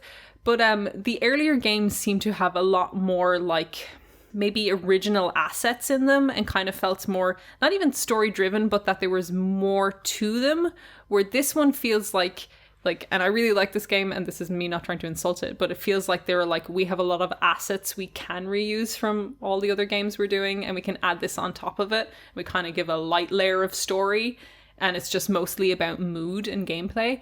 Have they always been like that, is my question? Or was there more narrative to these games, and they've kind of just peeled that aspect off and made this more gameplay focus as a series? I can, like, from what I played of Shin Megami Tensei 3, which was only a couple of hours, it had a little more narrative in that, like, I was walking to places and talking to characters that were central to the story, as opposed to like giving me kind of side quests or whatever. But it was very barren still, and it was mainly just about the story of this game is that there is a boss you need to beat. Yeah. I played 4 on the 3DS around the same time as Persona 4 Golden on the Vita. I recognize assets between the two games. Oh, absolutely. Yeah. Like, I used to think Capcom was the master of this, but it's Atlus for sure. Like, they are just there. There they are. So I was just like, I wonder if they're worth playing. Like, is it worth playing going back to, like, Devil Summoner and all of those and on the PS2? I mean, I thought the Switch version of 3 was good. Like, it was cool. And it was a really nice remaster. It, as I keep saying, had a vibe. Okay, cool. I'm liking the vibe. Yeah, me too. But if you can sound it off in the comments, guys, let me know if any of the PS2 ones are worth my time. Because I like collecting PS2 games. There's something about a PS2 box that black and white. It's probably stuff. Part of it's probably like euphoria from the nostalgia of like looking at them, because like I feel like that was the time you could go into a game shop and maybe you'll find a copy of Disgaea, maybe you'll find Persona 3, maybe you'll find Capcom versus SNK 2. It was cool. I've been playing more Tales of Arise as well. Oh yeah, that is just an incredibly chill game to play. And the combat's, it's really fun, and the bosses are deceptively fucking hard. Like, wow, you really have to be on your shit for some of them. But it's cool, and it keeps getting cooler the more I play. And it's a really nice January game in that, like, it's not too demanding, and a lot of it is just like hanging out with your buddies. Bryan. Yes. we played Deltarune Chapter 2. Yes, we did. And it's been so long that I actually played Deltarune Chapter 1. As did I. And then played Chapter 2. Mm-hmm. Glad I did that. Yeah, because it continues a bunch of stuff over, which is nice. I really, really enjoyed Chapter 2 a whole bunch. I thought Chapter 2 was a huge improvement on Chapter 1. Yeah, for sure. It picks up where you left off the next day at school, and you, as Chris, Yep. go back to school, and Susie is super hyped because you get to go on another adventure. And God, I love what they do with Susie in this game. Susie, she's such a star of this. Yeah, because like Susie's the lesbian cow. Yeah. yeah, Okay. because And like I don't know if before you were like saying lesbian in like a hopeful way, but now she is just the lesbian Yeah. cow. Okay, I was like, she just looks like one. Yeah, yeah. That's like strong gay vibes. But now there can be. Now it is beyond vibes. yeah, Okay. she likes a girl. Yeah. Because like And she's the girl like likes her. because she's like Nelson Muntz in The Simpsons, where you know that episode of Simpsons where Lisa tries and find Nelson's sensitive side, and like Susie is just Nuke that. the whales. Yeah, I'm gonna nuke something. So like Susie is just that in episode 2 of Deltarune, Yeah. where like you get to see her sweet and sentimental side. She's still trying to act like a tough guy, but she is just like really, really glee and giddy about going on an adventure. This time around, you go to the library. Your kind of teleportation hits. You fall down the hole, and you're in the cyber world. Is that correct, John? Yes. And from there is a new villain, the Queen. Who's fucking brilliant. She's really, really good, and you're back to There's a bit where she's like, "Come nestle against my bosom," and then you have an option for 2 things. But if you think one thing, she's like, if you pick one of them, she says, "Bosom means titty."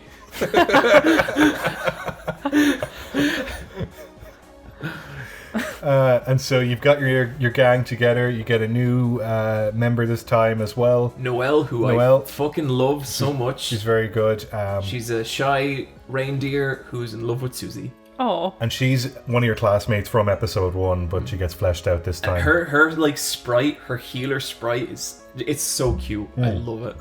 It does a great job of every 20 minutes it introduces a new story beat, and Chris is kind of paired up with another because the characters keep getting separated and like led in different directions. There's not really like a dungeon in this. It's like a series of 10-minute set pieces after like again and again and again, and each one has its own weird mechanic and idea, and it's fucking cool. Like each one of them had like so much effort and creativity put into them, and they're really funny. Yeah, no, they are. It's got some good kind of map design puzzles, and it has some good kind of battle puzzles as well, where you're trying to kind of resolve how do I deal with this opponent peacefully, or how do I kind of like what's their problem and how do I solve it. Yeah. Characters reunite, they get separated. There's like a new villain as well in I think his name's Birdley. Is that it? Oh my god. So Birdley, and like he's dressed like Star Fox Falco. Like he's wearing the same fucking headgear. But Birdley is another classmate, and he's a blue jay, and he's just the teacher's pet show off. He claims he's the smartest kid in the class. He also gets teleported, but his whole thing is that he's siding with the villain, but the villain finds him so annoying that she tries to avoid him. And you're trying to avoid him as well, and he's just this thing where like he keeps switching alliances, but he has a crush on Noelle, and he's just so fucking frustrating, but he's such a good little shit character. The villain queen is real, like she's super like flamboyant and real like hello my dear and all that kind of stuff, but then sometimes like Birdley will leave the screen and she'll be like, oh my god. Yeah, that little kid's so annoying. My favorite bit with Birdley is when he's like, that's cheating, like wave dashing. I still think my favorite bit is when Chris and Noelle are Noelle's like, shit, it's Birdley, I gotta hide. She hides in the alley. It's so funny. Or no, sorry. Queen shows up, so Noelle hides in the alley, and then Queen's talking away, and she's like, you haven't seen Noelle, have you? And you're like, no. And then Birdley shows up, and then the villain Queen's like, shit, it's Birdley, and so she hides in the alley. But she's like layering Splinter above. Cell splits. She does that above Noelle, who's she's hiding like- from her. She's a foot above her, but if she looked down, she'd see Noelle, but she's too busy trying to hide from Birdley and concentrate on that. And it's just, it's fucking simple slapstick pixel art, but it works. Yeah. It's such a stupid, simple joke, but that's what you want. Yeah. I thought the humor in this one was really sharp. Like it got a bunch of good solid laughs out of me alone in my parents' spare room. It's a very funny game. Yeah. So I played the first Deltarune, the first chapter, and I liked it. I liked it more than I liked Undertale, so I'm going to play this because this is a glowing recommendation. Oh yeah, Where for sure. does is this the final chapter? Does it have a? There are going to be 7 chapters. Yeah. Whoa! And he said that outright. So at one point you saved the game. I thought it was 5, and I don't know where I got that, but I had it in my head it's 5. But when you go into this, it brings you to like a menu, and this chapter 1, which is like the first world, then the second one, and then 7 more chapters. Whoa! Yeah. It's got a much more like comprehensive bestiary, and if you continue from chapter 1, you can like have all the enemies you encountered in a cafe having a chat. But it does a good job of kind of like archiving all your like playtime and the stuff you've seen, but also showing you what's ahead of you, but it's all like blanked out, but it gives you like a rough estimate, and we're only like 20% through the main story, if even. Yeah, that's nuts. And I thought this was just a really super like earnest story. Like there was like no real hint of kind of darkness with it, and it's kind of like when you get to the end of it, everyone's really okay in their own way and stuff. Like I really thought there was going to be some weird bitterness and resentment from like the success of Undertale in this game, but this is like, yeah, I made Undertale, but this is Deltarune. Yeah, and it's really joyous and just sincere, and I had a great time with it. That sounds great. Yeah, it's not nasty meta. It's like it's sweet meta. But do you know what the Winter Grave route is, Ryan? That's where you use Noelle's ice spell, isn't it? And you have to use it on every enemy. So in the first Deltarune, there was just one path through. It was like there was no like pacifist, no mercy shit. There is one optional boss in the dungeon, and he's genuinely hard. Yeah. Because like the first chapter Deltarune is easy. Like you just play the game and it kind of autopilots itself. Yeah. Deltarune Chapter 2 has a bit of like, oh, I need to have a strategy for this bit because I can't just wing it. Yeah. But I played the first half of the Snowgrave route on stream, and have you touched it at all, Brian? Do you know anything about it? I know about it. I know the results. If you like Chapter 2, you have to go play Snowgrave. It's completely different, and the story is so fucking upsetting and weird. Like so much effort has gone into it. Like the entire thing, like this isn't like a kind of reskinning. It's the vibe of it is so different and so fucked up, and it's brilliant. Okay. It's like it turns into a genuinely good horror game. Oh no. Yeah. And it's all centered around Noelle.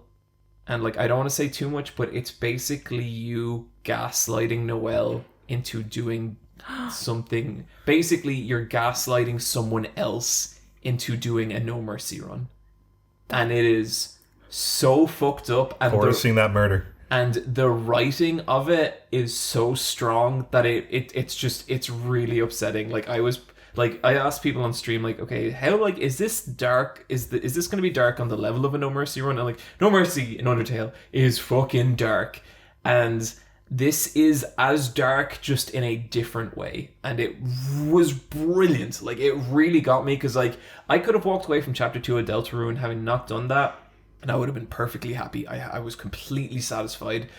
The Snowgrave route was brilliant. Like it, and I'm only halfway through it. Like I still have to actually beat it, which I'm going to be beating on stream this Friday. So when you're listening to this next Monday, just go back to Friday and join me for that stream. It's not that hard. It's not that hard. Come on, guys. I can't explain everything. If you liked Deltarune Chapter 2, you should really go play the Snowgrave route, because it's got like as much effort as the No Mercy route from Undertale, but it's also not like cripplingly impossible like the No Mercy route is. So Brian, like I would implore you to do the Snowgrave and use a guide, because you're not going to I've heard there's certain steps and conditions you need to do, and it makes a noise, and that's how you know you're doing the right thing for the wrong thing. Oh my god, though. Poor fucking Noelle. You break that girl. Oh dear. Yeah. Quicktime Events.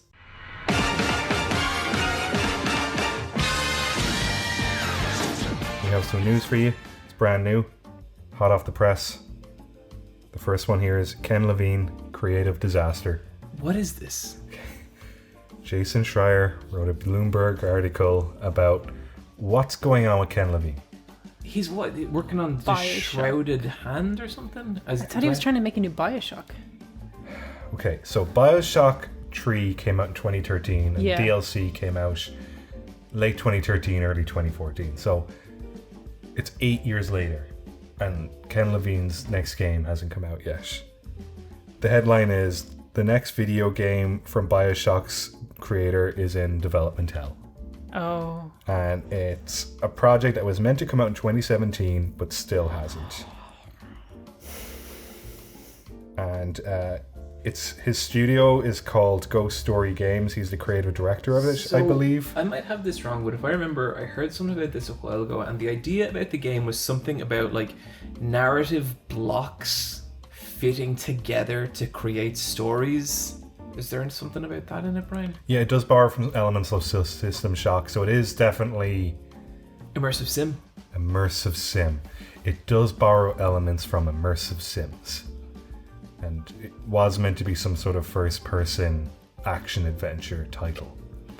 But the gist of the article is, and it's one of those articles where Jason Schreier wrote it, came out, but then every other video game news site, like... Aggregated it. Yeah, aggregated Jason it. Schreier just wrote an article. Which I just think is so funny. And it was just like, they'll just slightly tweak the headline. But it's more or less that like anybody who's kind of had is involved in this project has left because of creative differences or because of frustration because it's not going anywhere. And it seems like a lot of people's like problem with working on the project is that Ken Levine is a control freak. I remember hearing kind of whispers of that stuff like back when people were much more tolerant to this kind of shit. Yeah, and that these are problems that were in the Bioshock games, particularly the third Bioshock game, which had several delays and teaser footage that showed final builds explaining enemies that ended up just being kind of like enemies that are beaten, you know, regardless of whether you deal with them or not. Yeah. Because they just couldn't, because the idea was good, but it was not possible to execute. Sure. But that just seems to be the general problem with a lot of stuff, that there's a lot of great ideas coming around, but when it comes to actually like implementing them into the game, there isn't a solution to it, and it just gets bottlenecked at the top by Ken, and a lot of people are leaving out of frustration. Right. And where's this money coming from? Who's the parent company? Who's I have no idea. like It's got to be running out now. yeah, like is this just Did his Logan's Run script ever come out? He wrote the script. He wrote the Hollywood. Yeah. Oh, yeah, Interesting. Yeah, because for a while it was like, is he going to go to Hollywood? Is this going to be the thing where the video game director makes a movie? I think the answer we should always assume for that for the foreseeable future is no. Very, very different forms of entertainment. Yeah. I tried replaying the Bioshock games. The trilogy came out at one point again. There was a remaster of it. Those are games of their time. Mm-hmm. I don't know if... Especially Bioshock 3. That is a game I do not ever want to play again. Yeah, that sucked. Yeah. 2013 was a weird year. Konami do NFTs to celebrate Castlevania 35th. See, now, they could have done a new game or did some Kid Dracula shit, but no, you get NFTs. That's nice. Yeah, it sucks. But what if you do go and look at these NFTs? They've uploaded a really high resolution JPEG So you just for make some them. phone wallpaper. So yeah, I just like saved off those images and nice quality images. There you have it, everyone. Niamh Pro NFT. Like, they are very good at archiving their stuff. It's just, it's always got some sort of malicious intent, and there you have it. PlayStation VR2. Yeah, they announced that VR2 is happening, and I am, pretty excited about this. I want VR to happen. This was a PlayStation blog post where they described it, and they said it's only going to use one cable. Yeah, that was the big thing, and that it's an OLED screen and like 4K and all of that good stuff that you would expect, and that the tracking, instead of the old one used the camera, now the tracking is within the headset itself, quite like an Oculus. I'm looking forward to this. I really want a VR headset, but I'm kind of like, the 2 games I would like to play will probably not ever be on this, and that makes me sad. Maybe Half-Life Alyx will come to it, but I don't think Resident Evil 4 VR, which was done for the Oculus, will. Maybe, but I mean, Resident Evil 4 was originally a Nintendo exclusive. That game goes on to everything. But that game is a little whore. And I think all true. Sony have to do is like throw enough money. Oh, they'll just have to pay more money than Oculus have for the exclusive deal, and be like, we'll cover that. And I think they will 100% do that. Because I really want to play like Resident Evil 4 VR, but I really don't want to own an Oculus Quest. I don't want to own anything Meta or Facebook or any of that bullshit. So like, I feel like the best way, like I feel like with PlayStation VR, it still seems very gaming focused and not like, this could be your boardroom. And it's like, I don't want What if we this. could do the boss cast in virtual reality, but like sitting next to each other? As long as our avatars were at least furries or some shit, I'd be fine with it. But I want to be like the meta a 10-foot stuff just mech. depresses I want to be me. like a clown in a leather jacket. It's just like, I'll make myself look like a worse version of me. I want like the biggest boobs. Yeah, I want Bryan to have huge honkers, and I want me to be just Anubis god, and Like the glow offer is so bright that the OLED burnt out. yes. John, I don't know what I want you to be. Probably the sexiest woman in the world. Down for it. That sounds great. E3 continues to be online only for 2022. Fair enough. This is going to be interesting in that, like, developers are going to be like, well, if we don't need to physically be there, what are we doing streaming via your platform? Why don't we just do our own thing? And, you know, the bigger companies are already doing their own directs and kind of presentations. Even Summer Game Fest, which kind of ran close to E3 last year, Keeley's thing, like that, more people I think tuned in to watch that thing. I remember that one much more than the E3 event. Like, But I hey, feel like I feel like the thing I'm most excited for every year is the Nintendo Directs that happens online. yeah. So. There's meant to be a new State of Play in February, I think, the Sony one. Oh, cool. Oh, that's another thing I just wanted to say about the Matrix 4. I can't believe a Game Awards trophy is in a movie, and know. specifically Yeah. a Matrix movie. It was like that ugly fucking statue. That was so fucking funny. Poor Thomas Anderson. Poor Thomas Anderson. Poor emails.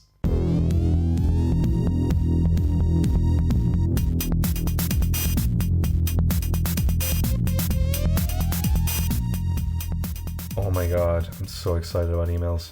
Okay, first of all, before we start reading emails, and I got some fun ones picked out. Okay. This is an open call. Send us your emails. New year, new emails. Yes. All the stuff in the chum bucket, we're tossing it out. Sorry, everybody. Sorry, there were some good emails. If you thought it was still a good email, send it again. But for now, we're going to start fresh. But send us some emails. Send us some questions. Send us some things that we can read out that are okay to read out, please. Don't be weird. I like to be asked about game collections.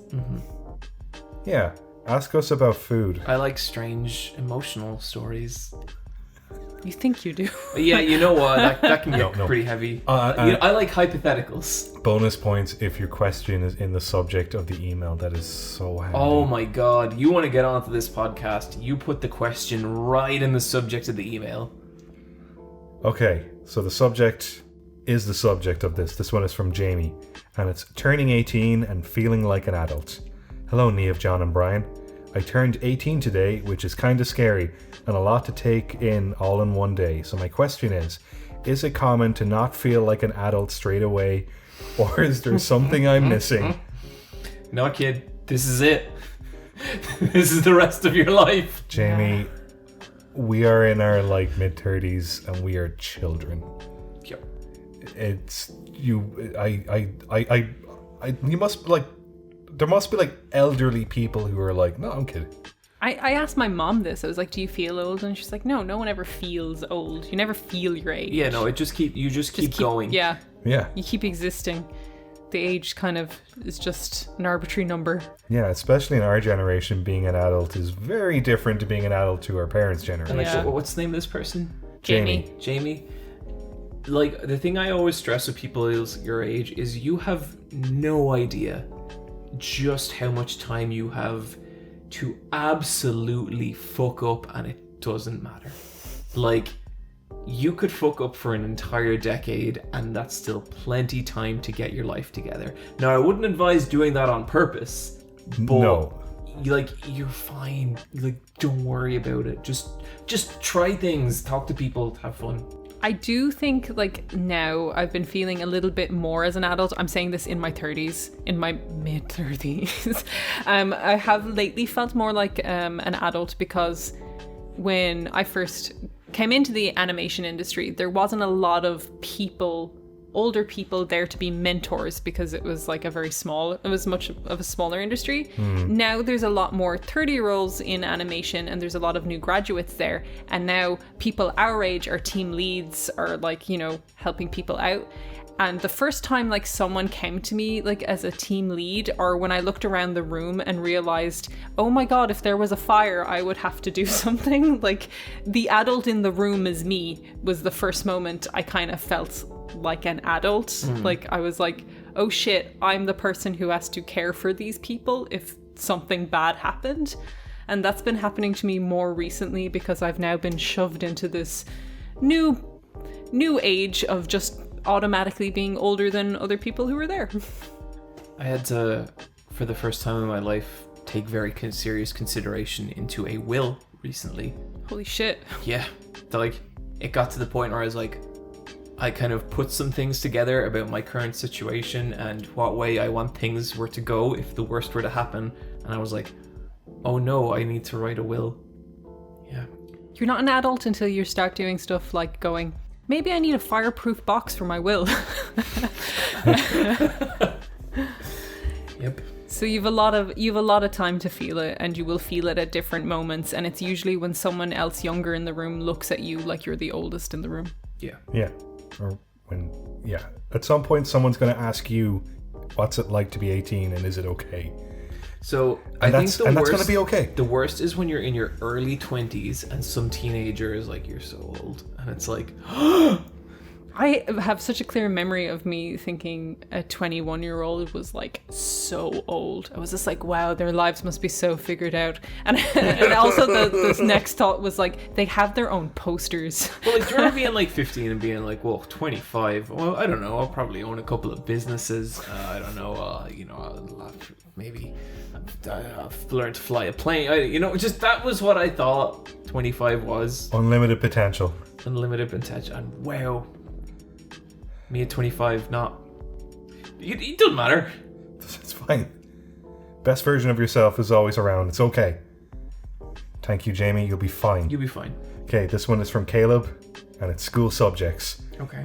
And our names are slightly redacted, but I think it says, hello, Niamh, John, and Bryan. As someone who is currently choosing their school subjects, I'd like to ask if you think your choices really affected where your career went, or any subjects you really regretted taking. That's from Caleb. Not at all. Not at all. It depends on what you're doing, though. That's such a, like, we all went to like clown college, which is just Cartoon art college, school. yeah. Like, you know, I dropped out of school.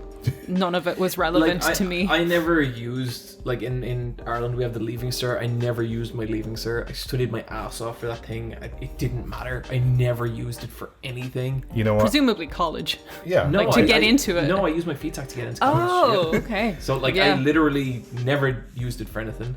I regret doing science.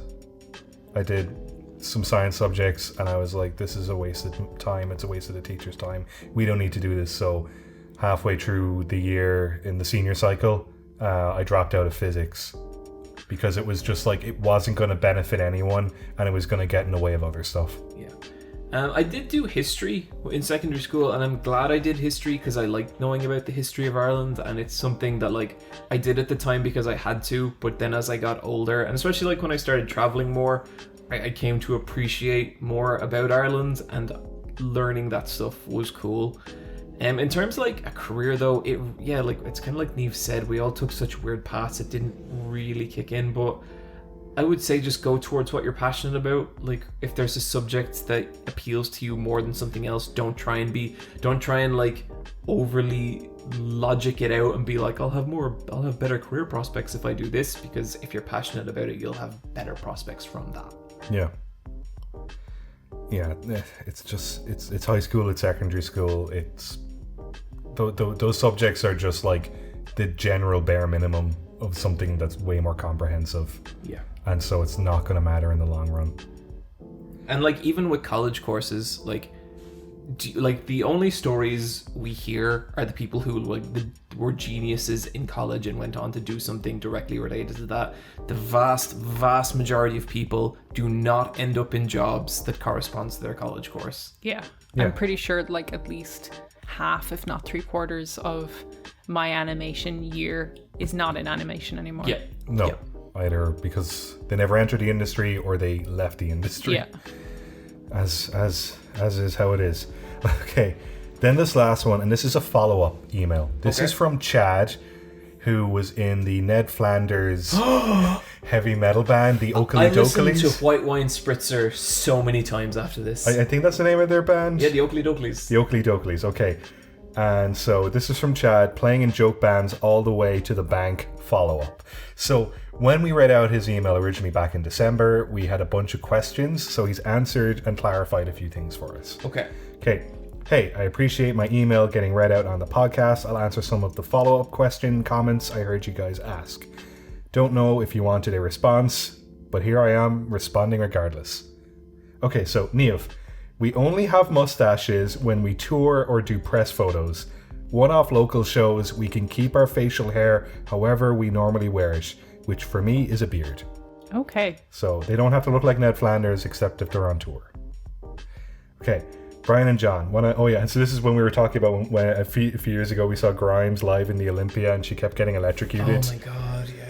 And Chad here is saying, if it is an older or not optimized for sound and lighting at least building, there could be grounding issues with the electrical, which means if the Axe monitoring system is running on a circuit where lighting is being run and they're coming in contact with sound equipment running on a different power circuit, then they are basically becoming the ground in between two different electrical currents. That's where you get shocked. Yeah. Yeah, pretty likely.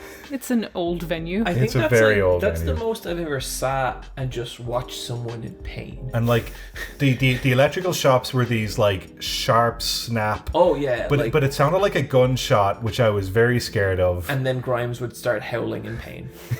And Bryan, how many times did it happen? Like 4 or 5? 4 or 5 times.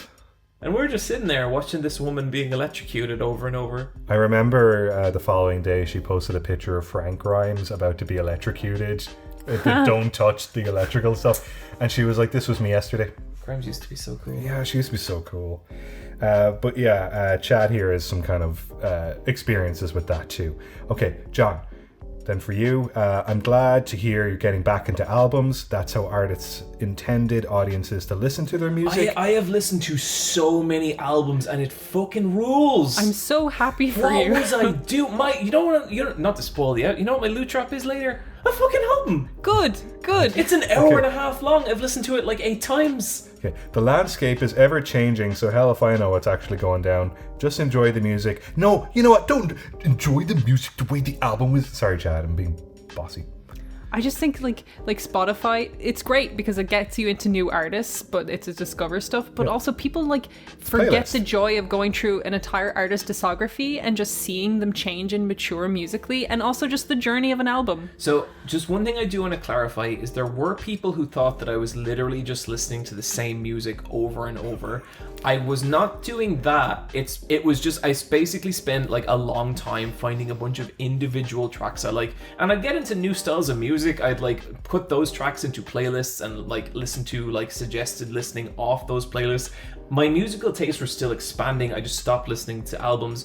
But man, I listened to Mastodon. I listened to Imperfect Blue.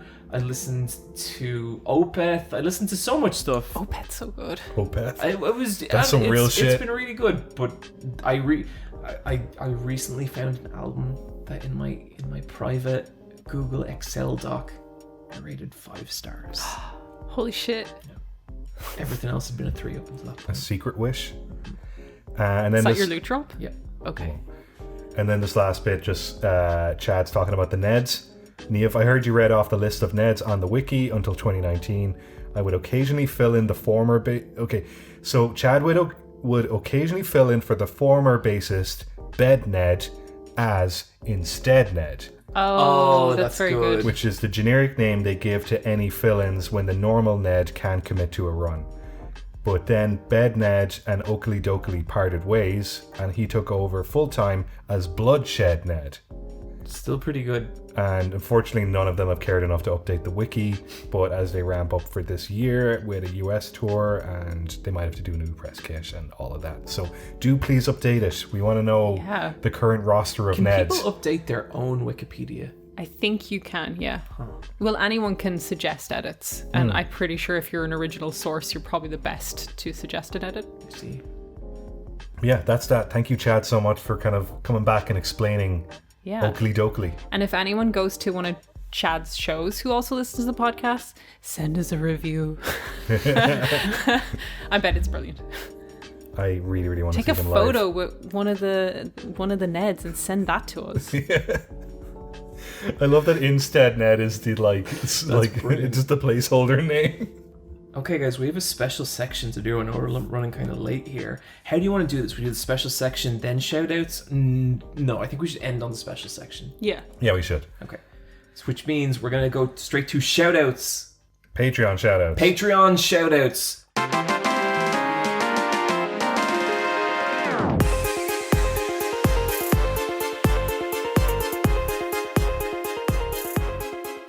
We are 24 months behind.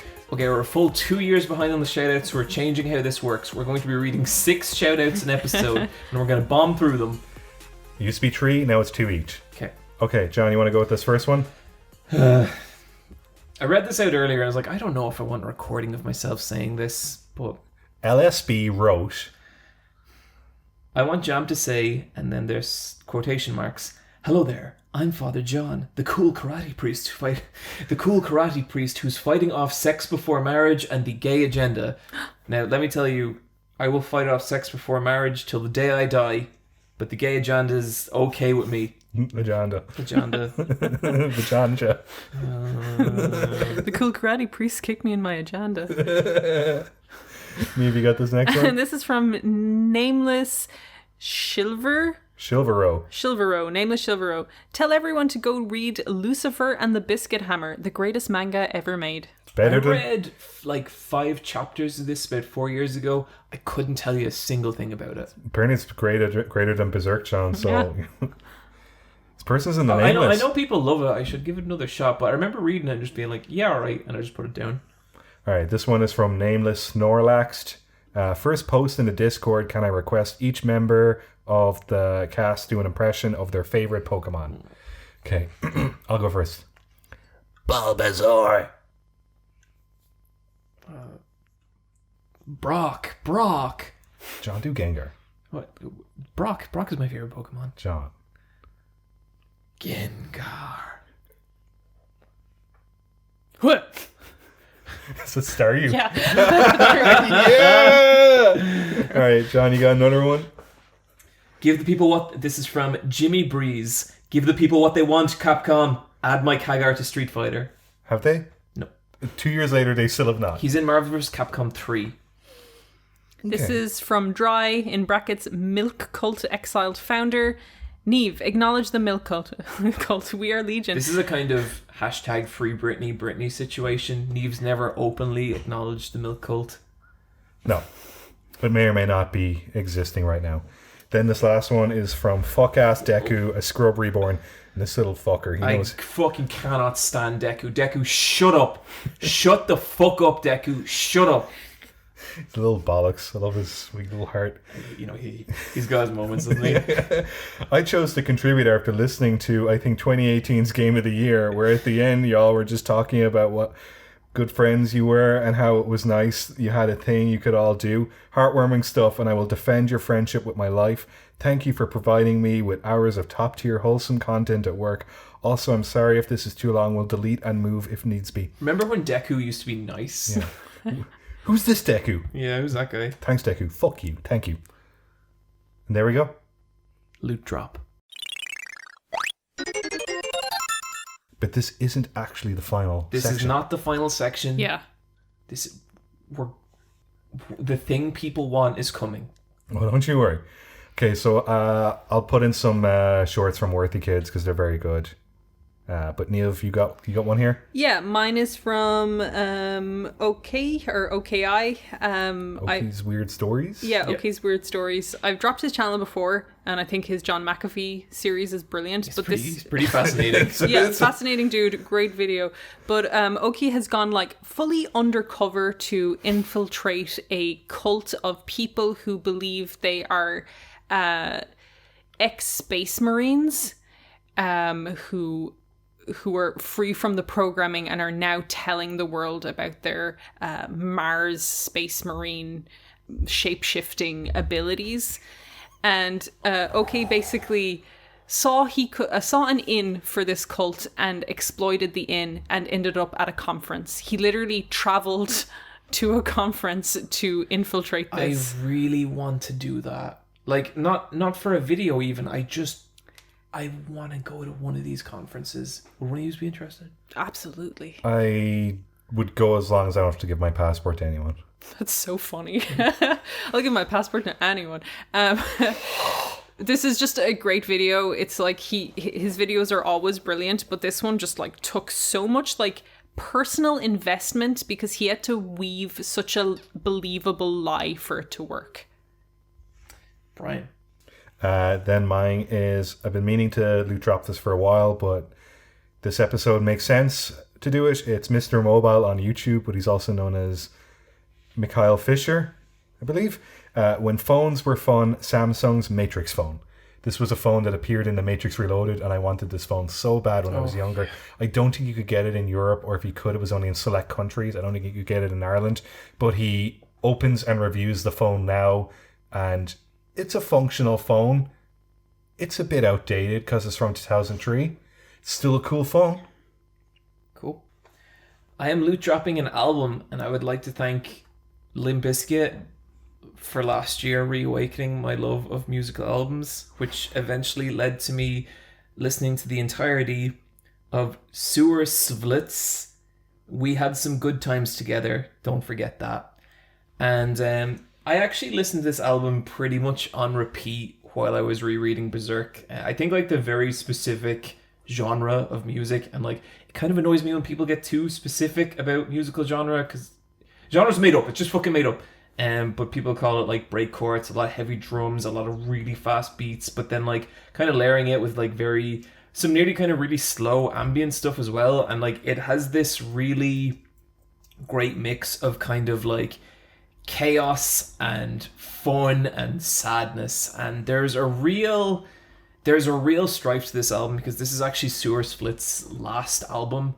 I don't know too much about their situation, but from what I've read, they seem like a kind of person who really was not happy being like a social media person, was not happy being online, and that's the whole kind of idea of this album. It's about saying goodbye. The final 17-minute track is called Goodbye, and even the name, We Had Some Good Times Together, don't forget that. This is basically about Sewer Split stepping away from all this stuff, and it is really just, it's beautiful, sad chaos. You know, it is really, the pain of this album feels so real and raw, and I think that's because it is, and it's just, it comes through so beautifully. And if anyone decides to go reread Berserk off my recommendation earlier, I think this is a really terrific thing to pair with that. So part of the great experience that was like the last week of Berserk for me was this album and listening to the two together, and fuck man, everything ends. You know, everything just comes to an end, and that doesn't have to be a bad thing. Anyway, I think it's fair to say that over the last year, I have done wonders with this podcast as its true leader, the Nameless King, now and forever. I have full faith in my abilities, but as per usual, the battle for the crown will commence. What do you guys have to say? I can't remember a single prediction we made. I think you can remember one, Niamh. Maybe one. I can definitely remember one, and I need to confirm it. This is to like say who is in charge of the podcast, which For is the next year. which is a ceremonial role, but also you get to hang that and dangle it. And... Well, I don't know. I feel like ceremonial role, but I feel like since I took over, record-breaking subscription numbers, record-breaking listens, highest Patreon ever. Yeah, because that number is going to go up. Like COVID When cases. John's in charge, I agree. And it's also like a look back at our video game knowledge. Have we learned anything from doing a video game podcast for Oh, definitely not. this Like, amount of I time? haven't added up these results, but I can tell you from looking at the answers, no, we have not. Do you need a pen or anything like that? Have you No, got- I'm good. So if people don't know what this is, 1 year ago, on this very episode, we made a bunch of predictions about everything that was going to happen in the next year. And whoever gets all these right gets crowned the king or queen of the podcast. For the last year, I have been king, and that was after pulling off the heist of the century. I suckered Niamh and Bryan in, and I destroyed everything that they thought was beautiful and pure, and it was the greatest moment of my life. John was being so mean to us It was. on the internet. And I'm sorry, No, you're but I not. had to do it for the sake of the podcast. You're not sorry. Everything I do for this podcast. Remember that. okay. So, we're going to get started. Our first prediction from last year. A new version of the Switch will be announced. But we had the caveat that it had to be like a significant step up. It had to have an increase in power or something. I don't think the Switch OLED counts as that. As someone who owns a Switch OLED, I agree. Okay. It doesn't really matter. Because I predicted yes. Niamh, you predicted yes. Shit. Bryan, you predicted yes. Where is the 4K Switch? Yeah, the new Switch has a bigger OLED screen and it has a LAN cable in the dock. Let's make the same prediction for next year. It's selling so well they don't do shit. So we get no points. For the sake of making this simple, I'm going to give us 1 point each for that because the way I did this, it just makes more sense. Okay. Next one. CD Projekt Red will rehab Cyberpunk by the end of 2022. And the way we quantified this was positive articles being written en masse about how much Cyberpunk has turned it around, like you saw with No Man's Sky. No, that absolutely did not happen. The most I've ever seen was someone tweet like, are we ready to admit that it was good? And people just clowned on it Oh, hard. that's so funny. No. Niamh, you said no. Bryan, you said no. And John, buddy, you said no. We're two apiece. Okay. Nintendo reveals a new IP. They did. They did. Did they? Game Builder Garage. Oh, that's not real. It does. Shut up. Niamh, That absolutely counts. it's from the same developers that did Ring Fit Adventure and Labo. It's a Nintendo IP. None of us give a shit about it, but it counts. Okay. Unfortunately. Why do you say unfortunately, Bryan? I don't like that game. I don't want to play it. Because you said yes. Oh yeah, I know, but I don't play it. I said yes. Niamh, What did I say? you said no. Fuck. Elden Ring. Okay, so the score right now is John 3, Niamh 2, Bryan 3. Elden Ring gets a release date. And it did. It did. It did. It's out in February. Niamh, you said 24th? yes. Bryan, you said yes. John also said yes. So John and I are 4. 4, 3, 4. Okay. Street Fighter 6 gets announced. It did not. It did not. We got that Jake Paul looking dude. Oh, for fuck's sake. John said yes. Niamh said no. Bryan, do Yeah? you remember what you said? No? You said no. Meaning the current score is 4 John, 4 Niamh, 5 Bryan. Bryan has never won a prediction before. He has never won a Because I'm so bad at He has these. politicized his way into the crown before through unscrupulous means. He has never taken the crown himself. No, I've never studied, like, you know, the industry and calculated results, because why would I? No, a lot of the time, Bryan, what you do is you make predictions based on what you want. Yeah. That's exactly what you said when I said this last year. John, you want Street Fighter 6 so bad. You wished it to be real. No, the timing made sense. The only reason I put that question in was because I was so sure. Sure thing, buddy. Elon Musk announces a video game venture. So the way we quantified this is there'd be some big news in video gaming, and Elon Musk's name would appear in the first paragraph of the article. Maybe he funds a video game, maybe he starts a gaming studio, maybe blah.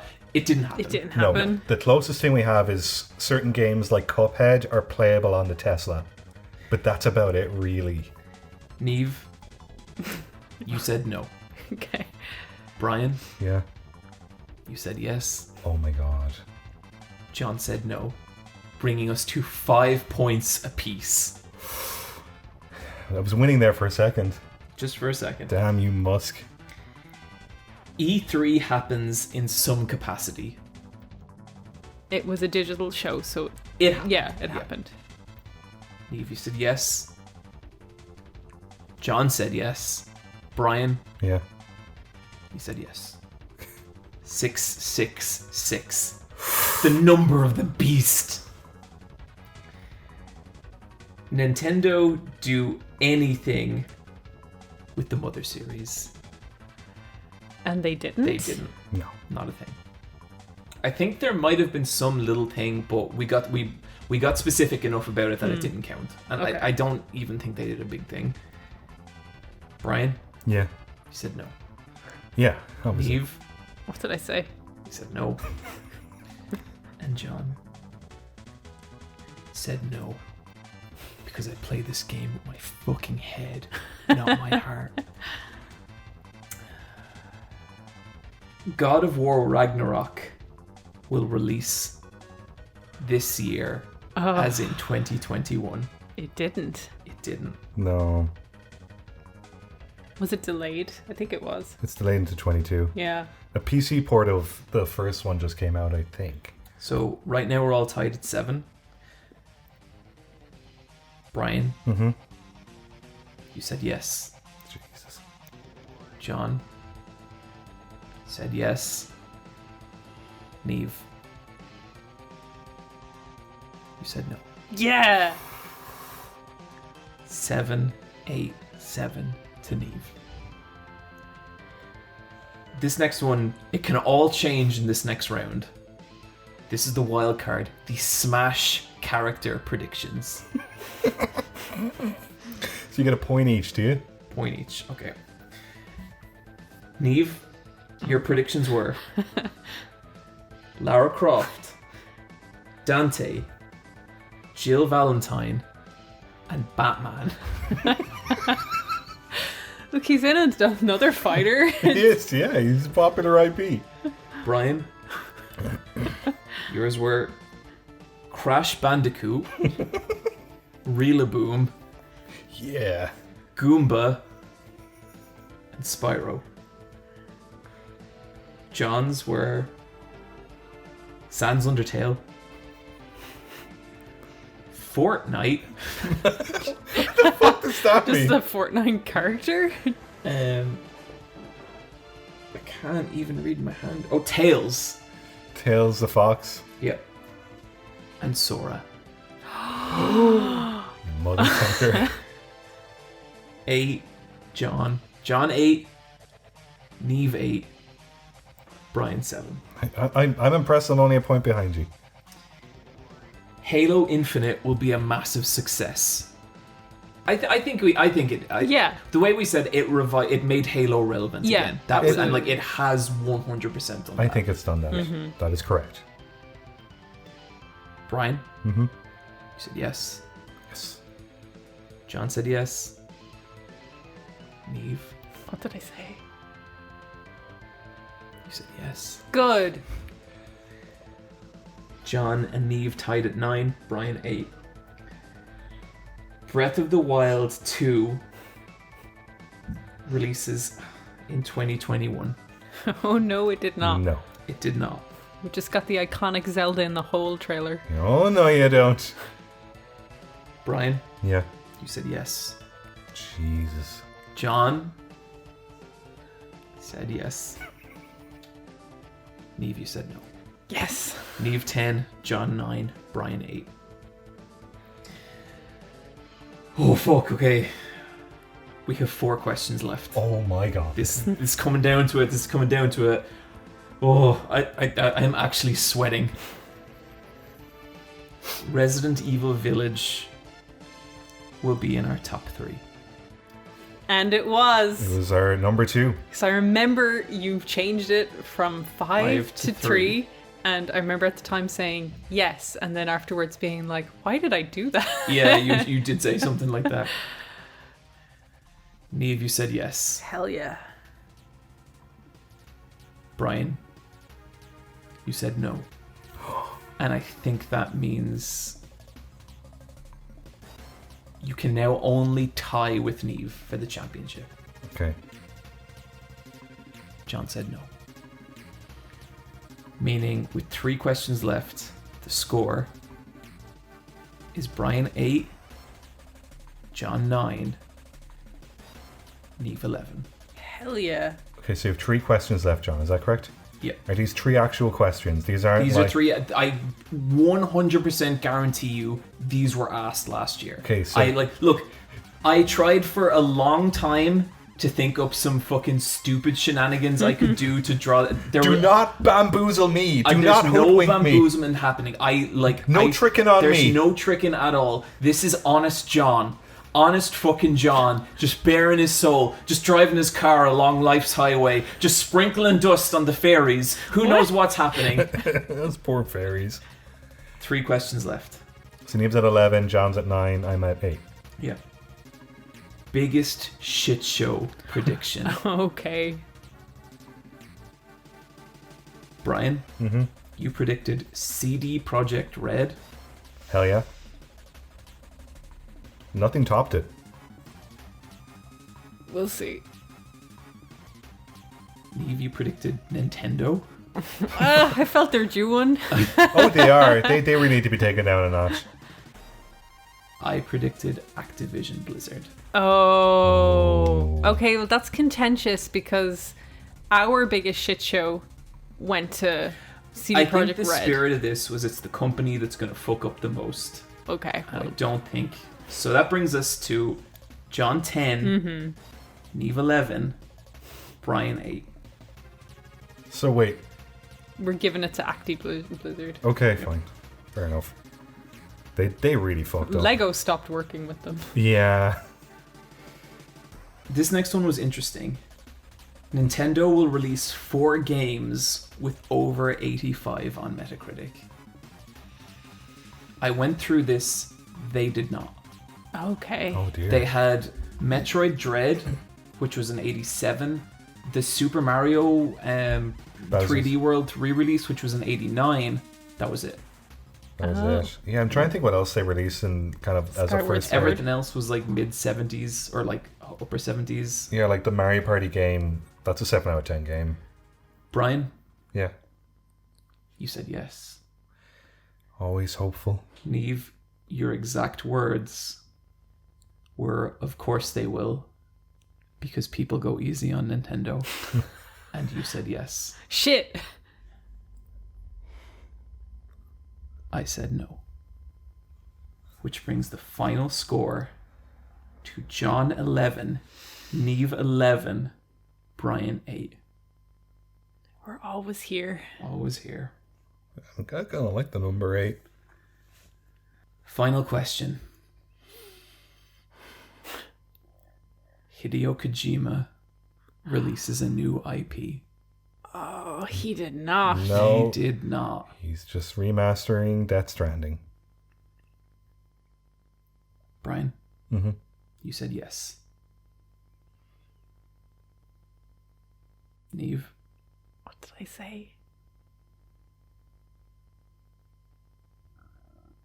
you said yes. Damn it! What did you say? You know what you've always been, Niamh? Shut up. What? All hat and no cowboy. Why would you say something so mean? I said no. Which means your nameless king descends on the throne for a second year. I would like to thank my nameless court. I will crown among you 2 nameless bishops in the coming days. You will help me control this kingdom, and we will bring this podcast into an even gloriouser new era. That's not a word. That sucks. Yeah, well done, John. Thanks, guys. I'm not going to congratulate you. I think you cheated. I think there was some dishonest John in there. I can promise you there was not. But But I do encourage you to go back and listen to the smugness with which you delivered some of those answers from last year. Oh, I bet I was real wrong about them. Okay, well, next episode we'll do our predictions again, and we'll see where we are next year. For the first time, actually, we're not doing a Smash DLC roster. Which, Because we Yeah. can't. So yeah, that's kind of a bummer, It's isn't done it? and dusted now, but the last 3 years we've done it. I guess we could do a Nickelodeon Nickelodeon All Stars. All-Stars roster guess.